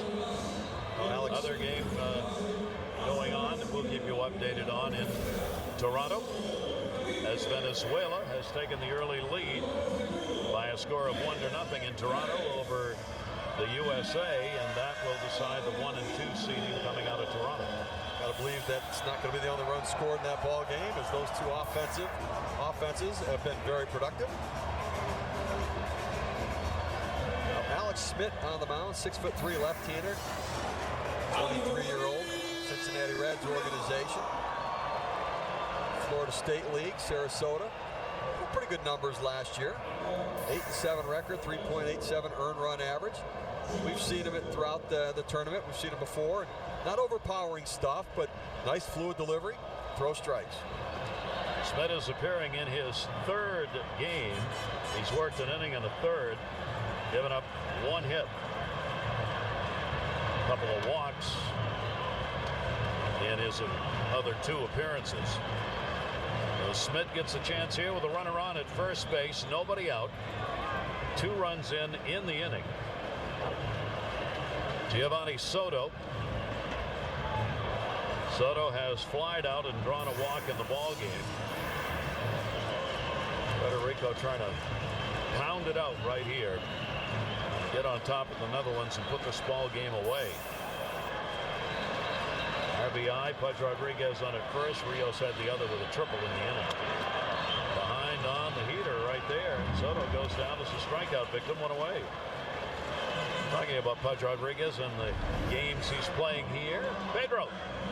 Guys, after Pudge struck out in the 3rd inning, he came over in the dugout, gathered a bunch of the players and said, I promise you, the next time up, I will hit the ball. Interesting story, though. Pudge's 16-year-old son, Evander, called him after the other day when he faced Juan Carlos Sulebron and said, "Dad, you remember how you've told me that high school kids can't pitch?" And he said, "Yeah." He goes, "Well, that kid that struck you out in the 6th inning on Monday, I played against him this past year in high school." Both Pudge's son and Sulebron were both high schoolers in the Fort Lauderdale area, and Pudge was blown away that he's facing a kid who his son played against. Guys? That'll do it to you. Nice play. There's one. Relay to first. Not in time. Good effort, though. Roy got the ball and got the out at second. Tried to get back and cover the bag and couldn't get there in time.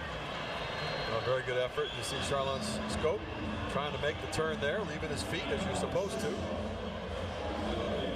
Nice job by Roy to be able to field the ball, recover, make an accurate throw.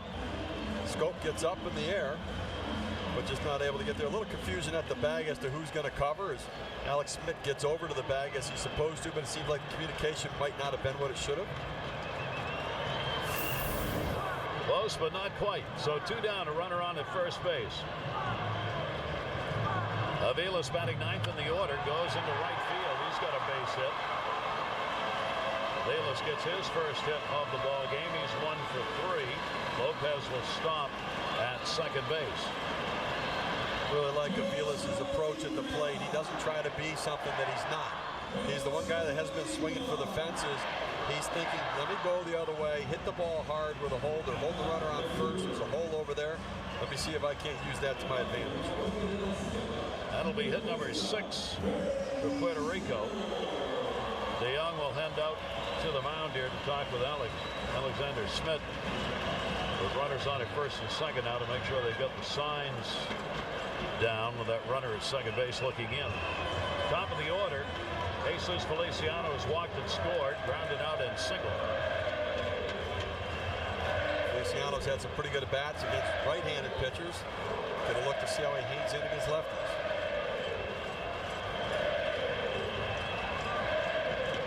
Two down, runners be often going on anything hit here. Breaking ball in the dirt. DeYoung able to keep it out in front of him. Ball 1.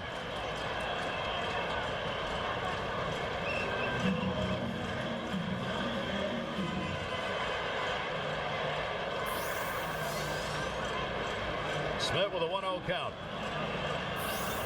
Lead runner Lopez. Avila's on at first. Off the fists, and there'll be no play on that one. 1 ball, 1 strike count. Puerto Rico continuing to put some runs up as they have done against their opponents in their 2 wins. They did not lose a game in the first round of the World Baseball Classic in 06. And they are looking to continue that string here in this one. Well, they are the home team, and I think there is an advantage for doing that. They got the night game on Saturday with the doubleheader, so they're able to sleep in a little bit. 1-1 delivery on the way. Towering fly ball to right. And that will retire the side. Atlantic Cloister out there to haul it in, but Puerto Rico comes away with big hits as Alex Reyes delivered a triple and an RBI. French Rodriguez would pick up a single and an RBI, and it's a 3-0 Puerto Rican lead. Now you can play fantasy baseball on ESPN.com. Prepare for your draft with a mock draft lobby plus live scoring. Auction drafts and the best advice all free. ESPN.com/fantasy now. With Pedro Gomez and Steve Phillips, I'm Gary Thorne, and we go to the 6th inning, a 3-0 lead, Puerto Rico. And the Netherlands being the number 1 seed coming out of San Juan. And that'll be taken for a strike on the outside corner. Puerto Rico now with a 3-0 lead. Top of the order, Kingsale, who has popped out and grounded out. Javier Lopez has come out of the bullpen, the left-hander. Lines that one in and misses 1-1. Well, Javier Lopez with the Boston Red Sox organization. This guy's bounced around a little bit, but finally has found a home and figured out what he can do to be effective. Side-winding left-hander. This is outside with it. 2-1 strike count. This is his first appearance here in San Juan. You know, when you put together a good bullpen, you want to have different looks. And you think about that Red Sox bullpen with Jonathan Papelbon, the power right-hander, Hideki Okajima, the over-the-top left-hander. Base hit. King Sale is on his 5th hit in 15 at-bats here in the Classic. Lopez, a good complement to Okajima, where you get 2 different looks, so that if you're going through the lineup one day after another, you're facing a big left-handed hitter, you've got a couple options where you want to go.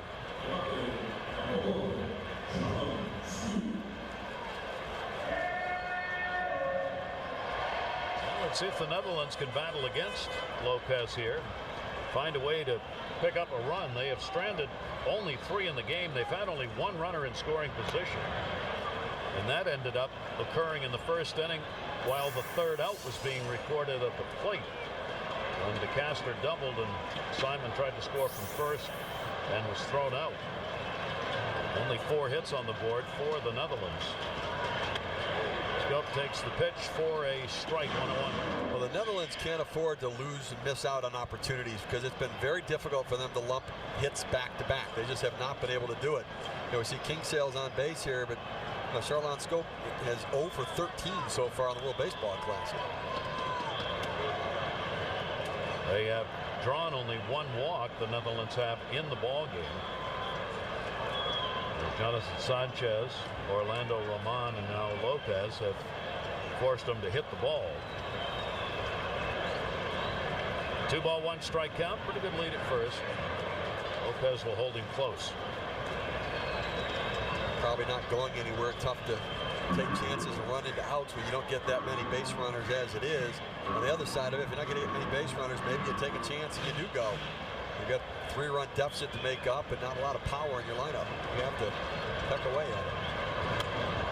Fouled hard back into the screen. 2-2 strike count.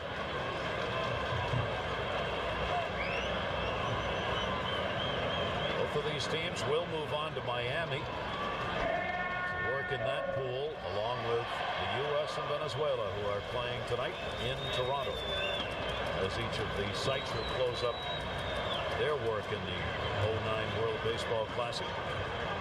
Other teams will be heading out to San Diego, Korea and Japan, Cuba, and Australia or Mexico.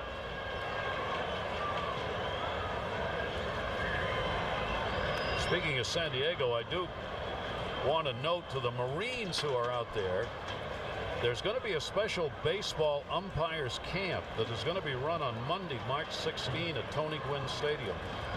Major League umpires have sponsored this, and the Marines are invited to come to that training session. You have to sign up for it. It is a training session if you're interested in a career in umpiring, and it's done for the Marines in San Diego. You can go to MLBUC.com for information. That's MLBUC.com for the umpires camp. Padres are helping out with that. That chopper up the middle, good for 2. There's 1, and there's the double play. Aviles at short, Taylor made. When you talk about infielders, it's all about your feet. Throwing and fielding the ball, you have to have good feet. Look how good the feet are working for Mike Aviles. Quick feet, able to keep his body under control, light on his feet, able to turn and make an accurate throw. Pitcher's best friend, and there are 2 down, and the leadoff batter on for the 2nd consecutive inning is eliminated. And I think one of the ways to cut down on arguments with umpires is hire a few Marines as umpires. You know, I think you might listen to what they say and not have a whole lot to say back. I think that's actually a pretty good program there to cut down on arguing and ejections. Chanel Adriana is the pinch hitter, as Randall Simon is out of there. Adriana has been involved in games. He has appeared in all 4. A couple of hits and 9 at bats for him. No home runs and 1 RBI.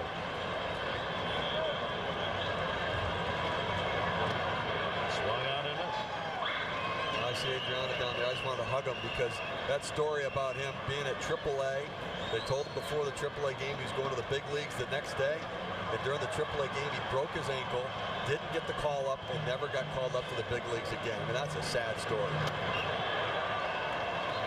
Their desire to hug him as I just Seinfeld said. Not that there's anything wrong with that.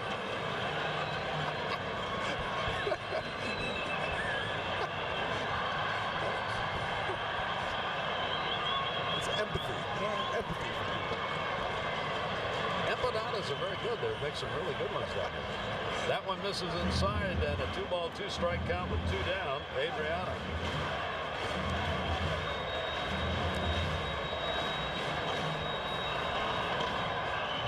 Come here, I'll give you a hug. Make you feel better. Thank you so much. 2-2 delivery. Oh, nasty.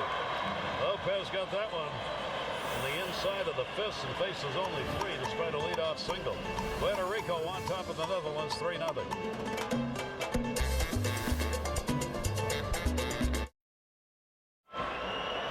More World Baseball Classic games coming your way from Mexico. MLB Network tonight at 10. Mexico takes on Australia. That's an elimination game. And tomorrow, 9 o'clock, Cuba takes on tonight's Mexico-Australia winner to decide the 1 and 2 seeds coming out of Mexico City. All the games can be seen on ESPN Deportes. I think it'll be an upset if Mexico and Cuba aren't the 2 teams. I think at least going in, that's what you thought. Australia going to be the Netherlands Cinderella in that pool. Ramon Vasquez will foul that one back. We go to the bottom half of the 6th inning. Puerto Rico up and leading. 0 for 1, 2 walks in the ball game for Vasquez. Barry Van Driel has come on to do the pitching, and that will miss outside. 1-1. Van Driel was the 3rd baseman that was converted to the mound back in 2007. He's been pitching ever since. 1-1 pitch is taken down low. 2-ball, 1-strike count. Puerto Rico's got the lead, but it has not been easy. They've had somebody on every inning, taking advantage of the 5th with a couple of runs. A silo shot behind the mound. Castro, the 3rd baseman, has got it. And talking about this new pitcher, let's check in with Pedro Gomez. Pedro. Guys, I was talking to Rob Delmonico before the game, and Barry Van Driel here has not pitched in this WBC. He's got a little bit of a tender elbow, and the thinking is that if he can't come out of this outing that well, he may be dropped from the roster for the 2nd round, and that's where Geyer Jurgens would fill in. The thinking also is, and the Braves, by the way, have already pretty much given approval that Jurgens can come. The thinking is, though, that if they got Ponson going in game 1, followed by Jurgens, who was a 13-game winner for the Braves, one of the good up-and-coming pitchers in the National League, that they're starting to think over there, you know what, we came out of Puerto Rico, we might be able to come out of Miami and go to LA as well. No, there's no question. If you got those 2 starters, I mean, listen, that's what baseball's about, certainly even more so in this Classic. That's starting pitching. If you can put them out there and they get to up their pitch count in round 2. And if Rick Vanderhurk becomes your number 3 starter, I like him a lot. I think he's got terrific stuff. Then you've got some real depth, and the bullpen's been unbelievable for the Netherlands so far. 0-2 count. Beltran. Interesting. Jurgens at first was going to play, wanted to play, then decided against it. Looked as though the Atlanta organization really didn't want him coming, wanted him to stay, get ready for the season, needed him in their rotation. Now all of a sudden, with the Netherlands advancing to the next round, the thinking has changed. And you know what? You've had him in the camp for a while. You've got him stretched out to make sure that he's ready to pitch in a World Baseball Classic setting after a couple spring training outings. That one off the fist, and that is going to fall in for a base hit. Bermuda triangle hit right there. Beltran's on. He's got a single, so he's 1 for 4 in the ball game with an RBI. And Carlos hasn't been swinging the bat all that well. Jammed a little bit there, but you know, you throw the ball up in the zone, the hitter does not have to hit it all that well, but he can still be strong enough just to take it over the infielders. Carlos Beltran certainly has that strength. Hiram Boca Chica is going to come on to run for him at first base. So Beltran is out of the ball game. Boca Chica is on to play. That'll be hit number 7 on the board for Puerto Rico. Well, they continue the string of at least one base runner on in every inning of the ball game. That's going to go all the way to the backstop. Boca Chica will make a big turn and stop as DeYoung hustles back to get it. Well, he's in scoring position, 1 out. Like here, I can see how Barry Vendrell elbow could be a little bit of an issue because his front shoulder comes flying wide open and he drops his arm, and you can see where all the pressure can go right to the joint in the elbow. So I'm not surprised with his mechanics that he would have some issues there. And the last thing any of these teams want to see happen is for any player to become injured and affect their season, wherever that season might be. So a very close eye will be kept on Vendrell coming on here to pitch in the 6th inning. They're going to put the ooh, that was hittable. They're going to give an intentional pass if they can keep it out of the strike zone. Delgado's laughing. I think it surprised Eric Cooper, the home plate umpire. That was a borderline strike. That was close. First intentional pass that we've had in the ball game. We'll put runners on at first and second for Alex Rios. And there is ball 4. Nothing a catcher hates more than standing there waiting for the intentional pass and have the batter swing and either whack one into the field or whack you in the back of the head or in the back of the glove. Not every pitcher can do that intentional walk because it's a different speed and release point with the ball coming out of your hand. Some guys struggle with it. Well, Puerto Rico with another scoring chance, only 1 down here in the bottom of the 6th inning. Rios had an RBI triple in the 5th, the only triple Puerto Rico's had in their 3 ball games here. He has also lined out and drawn a walk. Rios getting off that famous snide with that base hit, first one he's had here in this 09 Classic. That is taken up high for a ball. Alex Rios 2-0. Now he's in a position with this count to just sit on a pitch and look to drive it. If he doesn't get the pitch he wants, take it and look for the 2-1 pitch. Got it and fouled it back. Triple looked like this. Well, that's what happened when you get your pitch. This is what he can do with it. You see they set up inside, they left it out over the plate, and he just absolutely drove that ball beyond the reach of Eugene Kingsale and picked up an RBI with Carlos Delgado coming around. And that's going to be inside, and a 3-ball, 1-strike count. Bernie Williams is in the on-deck circle to hit for Pudge Rodriguez. And you can start to hear a little murmur through the stands when Bernie comes out. Fan favorite here, just as he is in New York. Vendrell with a 3-ball, 1-strike count delivers, and the bases are loaded. An unintentional walk follows an intentional walk, and here comes Bernie Williams.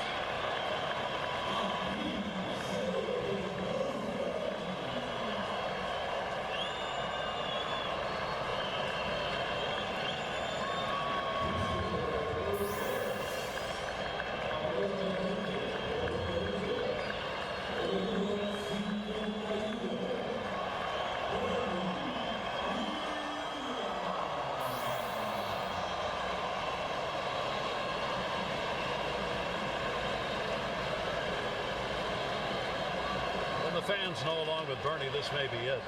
The World Baseball Classic for his professional career. It's not that he would say no if somebody came, but probably not. Chant of Bernie. Bases loaded, 1 out. Well, 2 years off could certainly take a toll. Now Bernie still has a pretty good swing from the left side of the plate.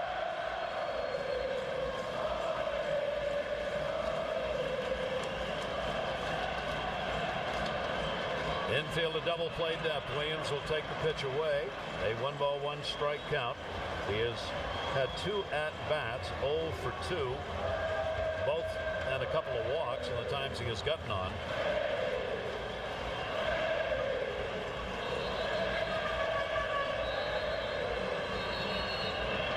Williams He's a chopper and a 1-ball, 2-strike count. Now, when you hear the reaction of the fans to Bernie Williams and the chanting and the singing that go on, and between innings, the bands that play on top of the dugout, I'm not sure that fans completely understand when you're at the site for the World Baseball Classic. It is an unbelievable experience. The energy, the passion, the enthusiasm. People love baseball, and they love their country's players. It is much bigger outside the United States than it is in. However, looking at a lot of the stories, Tom Boswell had a story that he wrote in the Washington Post that was syndicated about how he was standing up cheering in his living room. His wife came in to figure out what was going on. Randy Williams down the line, and that's going to be a foul ball. He said, I'm watching the WBC and watching the Classic, some really good games here where the Netherlands play. And she said, this television's really getting to you, isn't it? I mean, if you're really a baseball fan, there's something about the pressure that we felt last night in the Netherlands-Dominican game, the way we felt the pressure in the Netherlands-Puerto Rico game on Monday night, that just stirs your love of the game of baseball. These fans here, nowhere do they love the game more than right here in Puerto Rico. 1-2 delivery on the way, and Bernie Williams a big cut. And that is the second out as he chased one upstairs. Bases remain loaded with 2 down. Now for Bernie, 2 years off, it's the pitch recognition and the reaction time. Not the same as it has been a couple of years ago. And I think he knows it. Yep. Got a new music deal, and he loves it. It's a passion of his as well, along with the family. That ball hit hard to center field. That'll score a 1. Picked up Kingsale. They'll stop the runner at third. Only 1 in on an RBI base hit. Giovanni Soto and a 4-0 Puerto Rico lead. The last at bat, Giovanni Soto struck out on a high fastball, and he was mad at himself that he missed it. His timing wasn't right. So he was ready this time around. He jumped all over the first pitch that he got. Ball up in the zone and just drives it hard, thinking right back up the middle. Hit it so hard, only able to drive in 1 run. Soto's got 2 RBIs here in the Classic in San Juan. The bases remain loaded. 2 down. And Felipe Lopez. They check at third base, did not go around.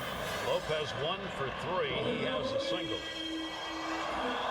Oh, Beltran's got an RBI. Rios an RBI. Pudge Rodriguez an RBI, and now Soto. Pitch is taken down low. You know, if you were to say about how the Puerto Rican team's going to win games in their offense, you'd say, well, Carlos Beltran, Pudge Rodriguez, and Alex Rios are going to have to be productive, and Carlos Delgado's going to have to be in the middle of everything, and that's what's happened tonight. The bats you would expect to produce have done that. USA, Venezuela. Venezuela got the early lead, 1-0. USA coming back to tie the ball game up at 1-1. 4 teams who are going to go against one another. They're in the 5th inning in Toronto. Those 2 teams are going, Venezuela and the U.S. These 2 teams are going, the Netherlands and Puerto Rico. 3-1 pitch, and that'll be fouled back, and the count is full, 3-2. Well, 29 pitches right now for Barry Vandrill. If they wanted to test to see how his elbow's feeling, well, man, listen, they got a very concentrated test to see how that feels. A lot of pitches in 1 inning. 3-2, 2 down, bases loaded. Puerto Rico with 1 in, timeout taken at the plate, just as Vandrill was getting ready to deliver.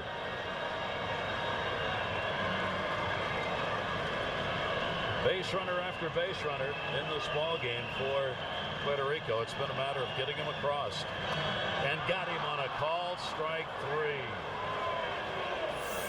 So only 1 scoring, 3 more are left on base, but Puerto Rico extends their lead to 4-0.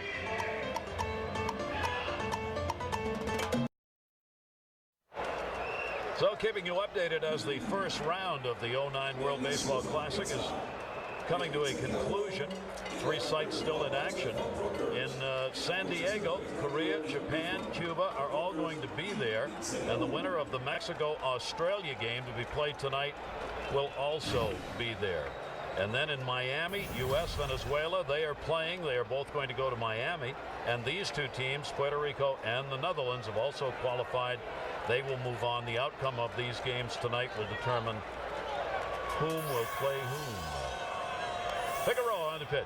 Well, Nelson Figueroa, New York Mets organization, vying for a spot back end of that rotation, middle relief. Been around for a while, started his career with the Mets, bounced around a little bit, now back with the Mets. A strike thrower, knows how to use his stuff. DeCaster will take a strike. He has doubled and walked in the ball game. DeCaster continues to have a fine series. Time running out for the Netherlands here, though. They've got to get some people on base and get some runs. They've had 4 hits in the ball game, but they have stranded only 3. Puerto Rico, on the other hand, 4 runs, 8 hits. They've left 13 on base. They are 2 for 11, Puerto Rico, with runners in scoring position. But they've had so many people on, that's been so far good enough. 7th inning, and that is taken outside for a ball. 1 ball, 2 strike count on DeCaster.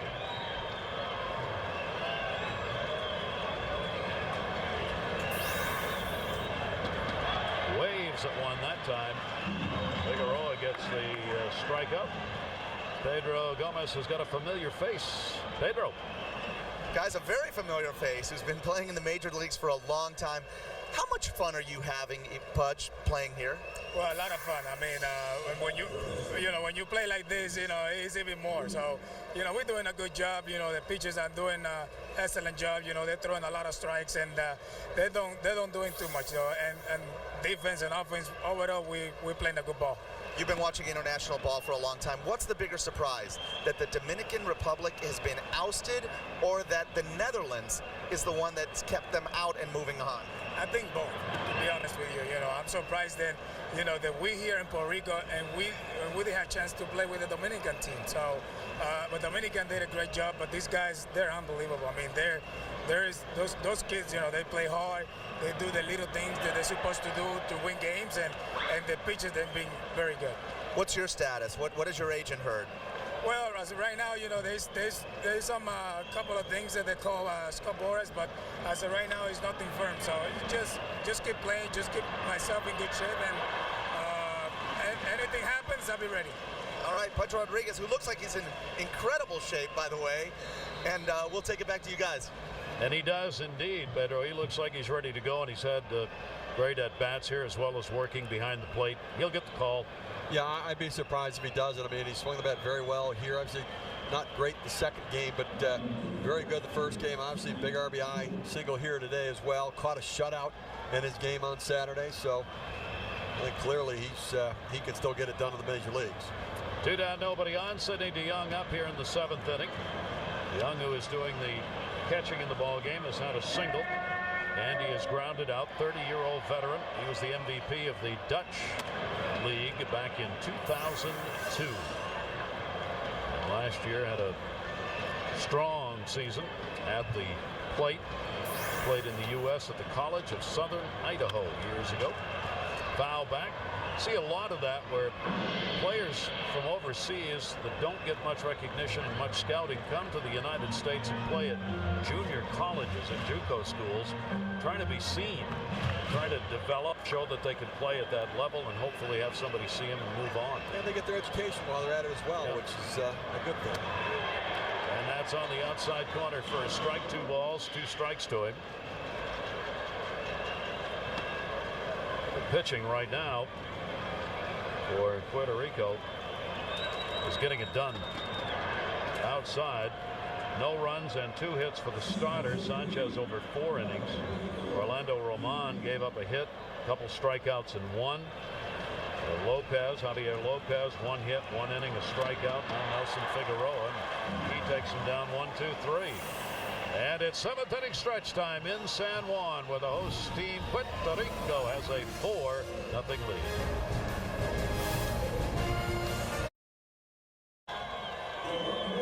Canada, it's the U.S. and Venezuela going at it. Venezuela had a 1-0 lead. The U.S. came back to tie it up, and now Venezuela in the 5th inning has gone back on top by a score of 2-1. 2 very good teams loaded with major league talent. I think more pitching depth on the USA team. Very good bullpen arms for Venezuela. Some power arms out there. Michael Van Kampen has come on to do the pitching now for the Netherlands in the bottom of the 7th inning. A veteran of the Dutch league. Herky-jerky delivery. Kind of sidearm submarine.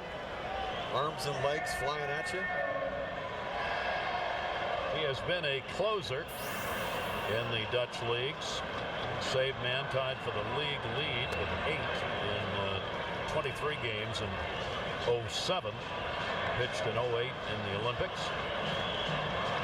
1 strike count. Avila's up. That one to short. Scope up, makes the throw, and a nice pick by Roy at first base. And there's one away here in the bottom of the 7th. I know Charlotte Scopes had a tough time at the plate in the World Baseball Classic. 0 for 13. It's been a real struggle for him. But he has actions to play the game. And, it's one of the ones, if you don't look at performance, but you look at the way he does it. I like his swing. I think he gets a little long at times, but he's got good hands defensively, good feet. See the numbers on Michael Van Kampen. Ron Del Monaco, the coach of the Netherlands, when you ask him about the players who have impressed him the most in the month and a half that he's had this team to work with, Scope's name is the first one he talks about, and thinks, even though he's played mostly second base, that he is a shortstop in the future. Likes his arm. That one fouled off by Feliciano. Well, I could see that, and when scouts evaluate games, it's easy to go out and write down who went 3 for 3 and who hit the home run, but it's evaluating the way players play the game, figuring that over the course of a season they could put up numbers. Gaining his attention, Jesus Feliciano backs off. Feliciano's had a single, a walk, and a run scored. 1 for 3 in the ball game today. Bert Blyleven has watched a lot of his pitchers that he said had to get work in today go out there, and it's been mostly struggles trying to throw strikes. Foul back to hold the count at 1 and 2. I don't think we can say enough about what Bert Blyleven has done here. A lot of times when you get star players coming back to coach these sorts of teams, they're honorary positions. He is as intense as anybody with the way that he's gone about doing this. He's taking it very seriously. Chopper down to third base. Baltimore hop on that one. DeCaster.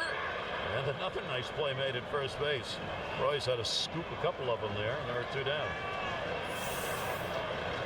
We'll take a look at how this is unfolded today. And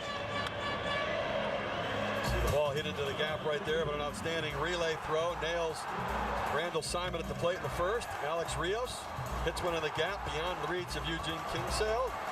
Carlos Delgado scores, and Pudge Rodriguez, big at bat, coming through in the clutch after not getting it done earlier. Alex Rios scoring. And 2 down here, and Ramon Vasquez fouled it off. And that play in the first inning, that was a big play to get Simon with 2 down for the 3rd out of the plate after DeCaster doubled, and it looked like Simon would score easily running the 2 down, but just so slow that could not get to the plate in time, and ended the inning in one of those plays that changes the look of a ball game. Off-speed pitch off the end of the bat loop. Kingsale center will be called off. Scopes got it, and that'll do it. So we completed 7 a 1-2-3 inning by Van Kampen. It's Puerto Rico 4, the Netherlands nothing.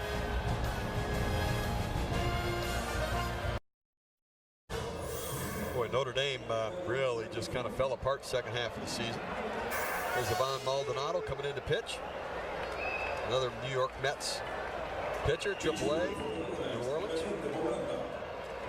Figueroa worked a 1-2-3 inning out of relief. Maldonado's on for Figueroa. Six outs for the Netherlands to try and pull another miracle here. And the fastball was taken up high for ball 1. Brian Engelhardt is at the plate. His first at bat. He is in for Kurt Smith. Engelhardt will take it away for a ball. Both managers getting a lot of players in, as they said they would. Engelhardt's had an 0 for 7 so far in the Classic here in San Juan.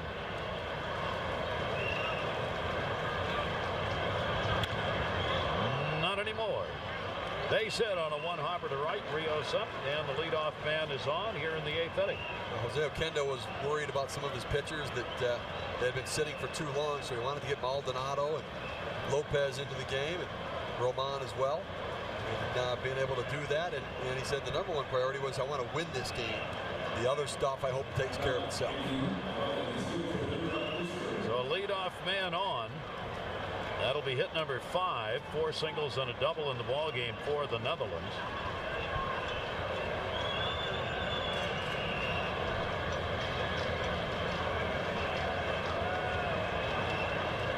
Vannet Closter is second at bat. He will foul it off. He came on to pinch hit in the 5th inning and struck out. Stayed on to play in right field. Vannet Closter now with a chance to try and get a rally going here against Maldonado. You take a look at the home run numbers for Vannet Closter with no home runs, and you can understand why with his approach, because of where his hands are and the fact that he doesn't really ever load them back into a position to drive the ball. He lacks power, so he's more of a contact hitter. 6 runs in 4 games so far for the Netherlands, but they got the ones they needed against the Dominican Republic to defeat the Dominicans twice and guarantee themselves a spot in the next round. Tonight they have given up the 4 runs on 8 hits, well over their .63 earned run average coming into the ballgame.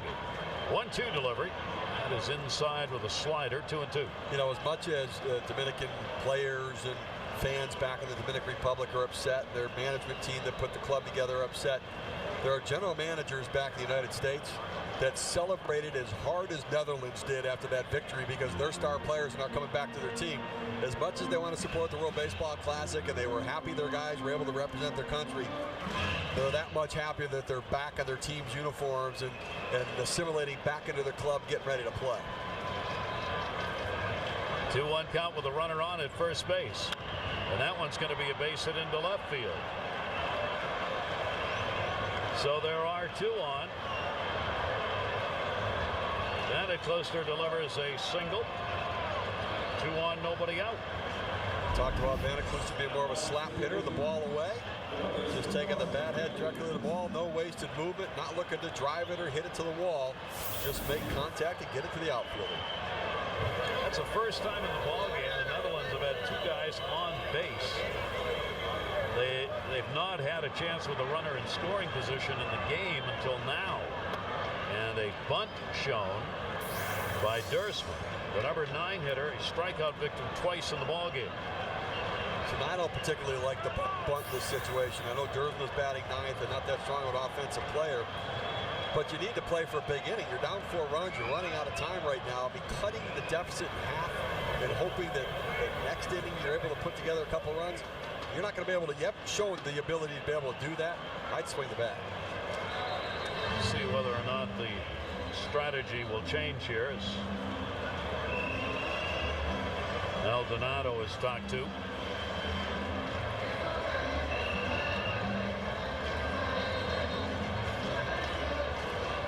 Two on and nobody out. Engelhart, the runner at second base. The lead runner, Vannet Closter, on at first. Infield in even more than double play depth. They're in a couple steps beyond that. And bunt is shown, taken for a strike on the outside corner, 1-1.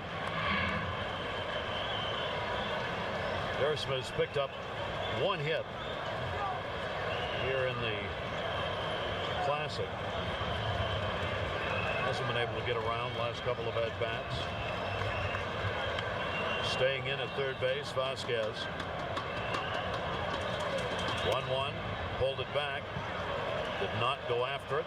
Home plate umpire Eric Cooper doesn't even check it first on that one, said I like the idea of throwing a little bit of a breaking ball if he's going to try to bunt.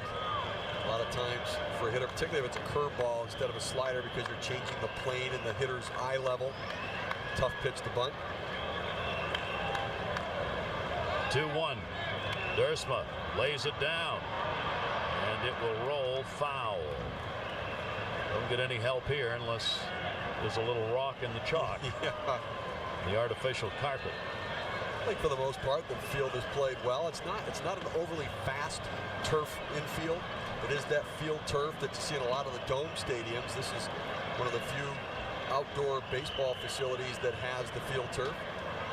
You know, the Dominican players were complaining a little bit about their legs being sore and some back stiffness. And I mentioned it to some guys around the cage tonight from Puerto Rico, and they said, "No, it's fine for us." Now they won their games, and this is home field advantage for them, so they're used to it. Hurts more when you lose. There's no way around it. Yeah, it does. 2-2. There's smoke. Runners at first and second. Infield stays in a few steps, and he got him. Hato comes away with a big strikeout on the number 9 hitter. 3 Ks tonight for him. I got the ball up in the zone and just couldn't catch up to it. And we'll get a pitching change. Jose Akendo, the manager, on his way out to the mound. He has watched this team play his own team tough and watched them beat the Dominicans twice. So he's not going to take any chances here. 2 on, 1 down, 8th inning. Puerto Rico on top of the Netherlands 4-0.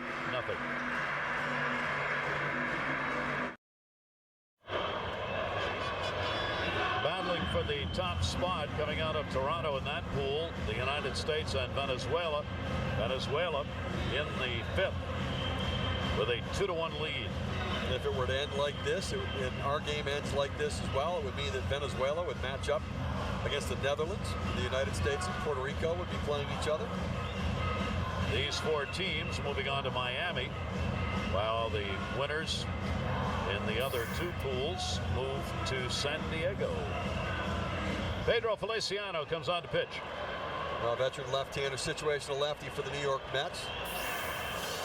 Good big breaking ball and locates that fastball, but a lot of times will bury that breaking ball down and in to the right-handed hitter. Engelhardt, the runner at second base. Van Clister on at first. 1 down, 4-0 Puerto Rico. The Netherlands batting in the 8th. Top of the order, Gene Kingsale, who in this ball game has a single, 1 for 3, 5 for 15 in the World Baseball Classic. And Feliciano gets a strike to it.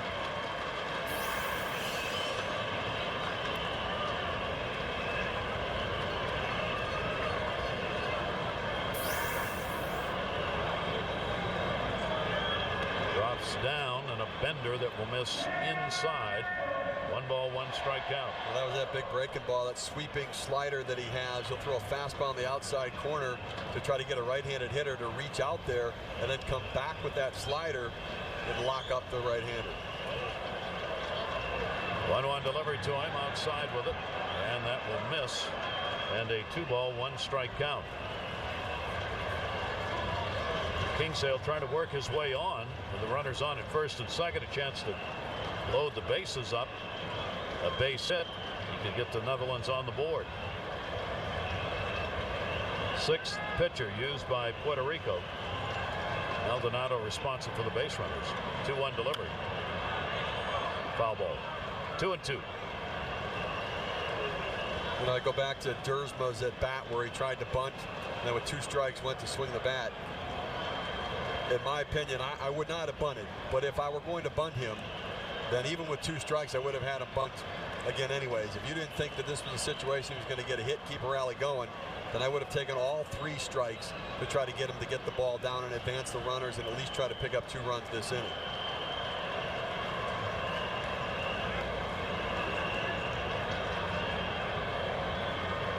Two delivery on the way, and he got him. Did get him leaning.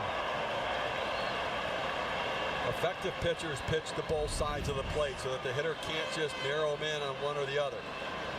And then they change angles and they change break plane with the pitches. Feliciano did all of that and locked up Kingsale. Inning and 2/3 for Feliciano, including his outing here. In a hurry to leave. Yeah, he's done. He's going to run in, get showered, get out of here. Going to try to beat the crowd. So there are 2 down and 2 on and a 4-0 Puerto Rico lead.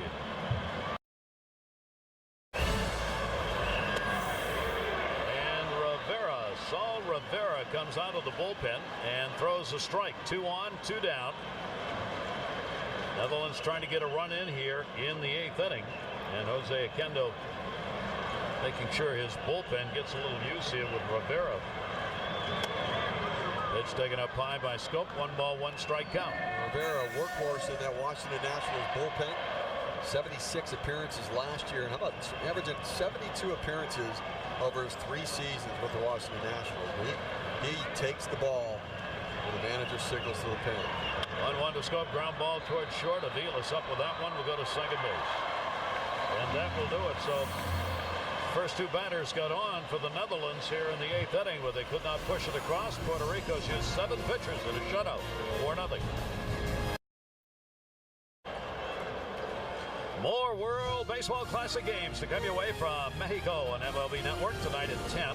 Mexico faces Australia in the elimination game, and tomorrow at 9, Cuba will take on the winner of tonight's game to determine the seeding out of that pool in Mexico City. All those games can be seen also on ESPN Deportes.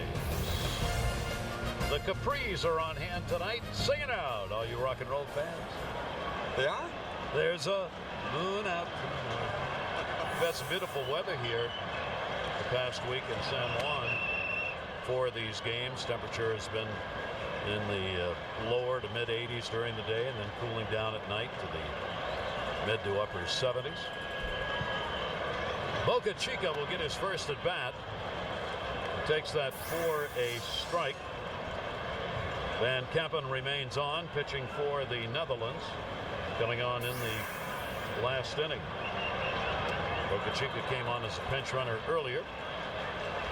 Waves at that. 1-2. Well, Hiram Boca Chica, originally drafted by the Montreal Expos, bounced around a little bit over 8 seasons in the United States. And signed down with the Cebu Lions in Japan last year. Hit 20 home runs. Well, he had 20 home runs in the Japanese League last year and 239 at bats, and he had 15 home runs over 8 seasons here in the United States. So hit the breaking ball in Japan. And Boca Chica silos that one. DeYoung gets rid of the mask, but doesn't catch the ball. Well, he had it surrounded. He had it surrounded and just couldn't get to it. And those aren't easy, those ones that go straight up over the catcher. Does everything right, taking off the helmet, waiting to try to get under it before he lets go of the helmet. That ball, the way the ball rotates, it brings it back toward the field, and he misjudged the rotation on the ball and how much it was coming back into play. So Boca Chica gets an at-bat extended. Down to third on the hop. The caster running throw, not going to get him. The speed allows him to take advantage of his extended at-bat. Well, Hiram Boca Chica had a lot of speed when he was first signed, and power wasn't so much part of the game.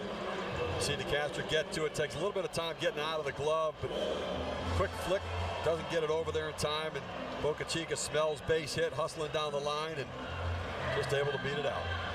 He's only had a couple of at-bats and gets his first hit of the Classic. Now Alex Cora will be on as the pinch hitter for Delgado. Delgado had a couple of walks, a single, and an intentional pass. He scored a run in the ball game. Cora has had 3 at-bats, looking for his first hit. 9 hits now for Puerto Rico. Runner at first, nobody out. And Kampen misses. Whenever we do Boston Red Sox games, Dustin Pedroia and Alex Cora are always next to each other in the dugout. And Cora came up the other day and said, "Can't wait to play the United States." Runner goes, stolen base. He said, "We're going to throw it right down in the middle of that little guy," whatever word he used for that, "and let him get himself out. Watch him get so mad stomping back to the dugout." Just a great relationship between Dustin Pedroia and Alex Cora. I think Cora's a big pickup for the Mets. I think he's going to be a real asset to Jose Reyes. He's almost a player coach at this point of his career. He really is. One of the smartest baseball players playing the game. And whenever he's in the game, he always doesn't have power, doesn't have speed, but he always seems to make a play to help his team win. And Cora will shoot that one into the gap in the left center field. Runner coming around. Engelhard up into second base. And a belly slide by Boca Chica, and he never made it to the plate. He had to crawl 3 feet to touch it, but there was no play on him anyway. It's a 5-0 lead for Puerto Rico. I go around third, and then you know what? The ground kept getting closer and closer and closer. And I've fallen and I can't get up, but I scored anyways. So Cora delivers the base hit and an RBI for Alex Cora in a pinch hitting role. Now Andy Gonzalez will come on as a pinch hitter as well. He grounds the ball to short. Scope 1 and no relay made by Dursma. Fielder's choice for the first out. Not a bad play by Scope right there. He'll learn maybe to circle the ball a little bit more and take something off the feed, but get it there a little bit more quickly to get a chance at the double play, but did the job to get the lead runner. 1 down, 5-0 lead Puerto Rico. Bernie Williams will get his second at bat of the ball game. He came on for Pudge Rodriguez in the DH role and struck out and has stayed in that role. Puts that one up in the air. DeYoung's going to get another chance. Crowd on him, but he's got this one. We talked about that. You can't ever hide anybody in the game, and once something gets exposed for whatever reason, it comes back again in the game, and you're going to have a chance to redeem yourself or embarrass yourself. And to Sidney DeYoung's credit, he's able to make the play that time. His heart was beating a little faster on that pop-up than normal. Yeah, he held his breath. You could tell right there. He had to take a deep breath after he caught it. Here's Giovanni Soto. 1 on, 2 down. Soto down to third base on the big hop to Castro to Dursma for the fielder's choice. Run in, couple of hits, 1 left on base. Puerto Rico 3 outs away from claiming the #1 spot out of this pool.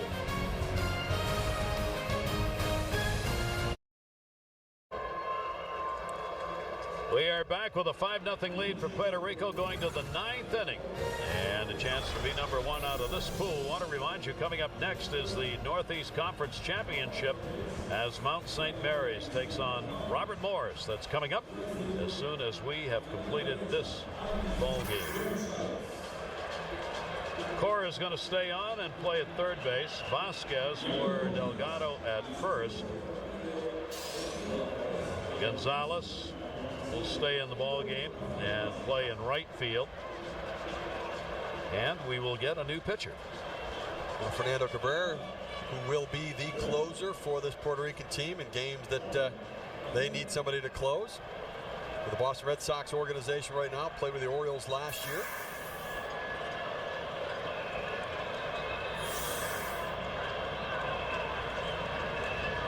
And his first delivery is a strike. U.S., Venezuela, Puerto Rico, and the Netherlands. They'll be on their way to Miami for the next round. Right now, Puerto Rico will come as the #1 seed out of San Juan. 1 away on the ground ball out. And I'll tell you what, I do think this is a sleeper team, Puerto Rico. I think they've got 3 quality starters. They've got some power arms in the bullpen. I like the lefties they have in the bullpen with Feliciano, Perez, and J.C. Romero. Like they've got a chance to score some runs. Solid defensive team. Everybody talks about the U.S. and Venezuela. We talk about the Dominican Republic, but Puerto Rico is going to be a tough out in this next round. 5 runs on 10 hits in this ball game. And if they hit 300 with runners in scoring position, they would have scored in double digits in almost all 3 of the games they played. They just couldn't find the big hits. They got people on. DeCaster. And an 0-2 count on him. DeCaster with a double, a walk, and he struck out. Well, the thing to remember is that pitchers are always ahead of hitters early on. But you're going to see the offense get better and better and better. And the fact that Puerto Rico's getting runners on base is a good sign. 14 left on base for Puerto Rico in this game. And there are 2 down. Cabrera coming out and making quick work of the first 2. A big breaking ball, and Castro swinging right over the top of it. The Cinderella story for the Netherlands does not end even with a loss here. They are going to move on. They will play the winner of the U.S.-Venezuela game, while Puerto Rico will play the loser of that game in the first matchups in Miami. Cabrera throwing strikes. Vince Roy up.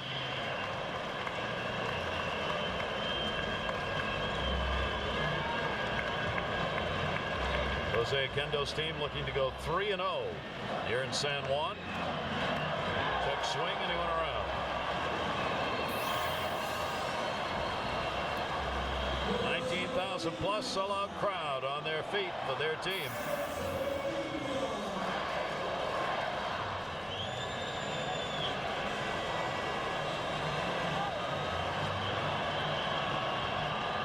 And that's that. Puerto Rico's the #1 seed out of their home San Juan. Well, we've seen some unbelievable baseball here in Puerto Rico. One of the most unbelievable stories in Netherlands advancing, and the home team moving on. So they are set for Miami, the 4 teams that are going to be going. And the question will depend on the matchups and the outcome of that game being played in Toronto. So that's going to do it here in San Juan. We thank all the great folks here for all that they have done for us. Appreciate the efforts of the people who work here at the stadium, and all the folks involved technically here who worked with us to get this on the air. Puerto Rico runs at 5-0. Gary Thorne, Steve Phillips, and Pedro. Good night.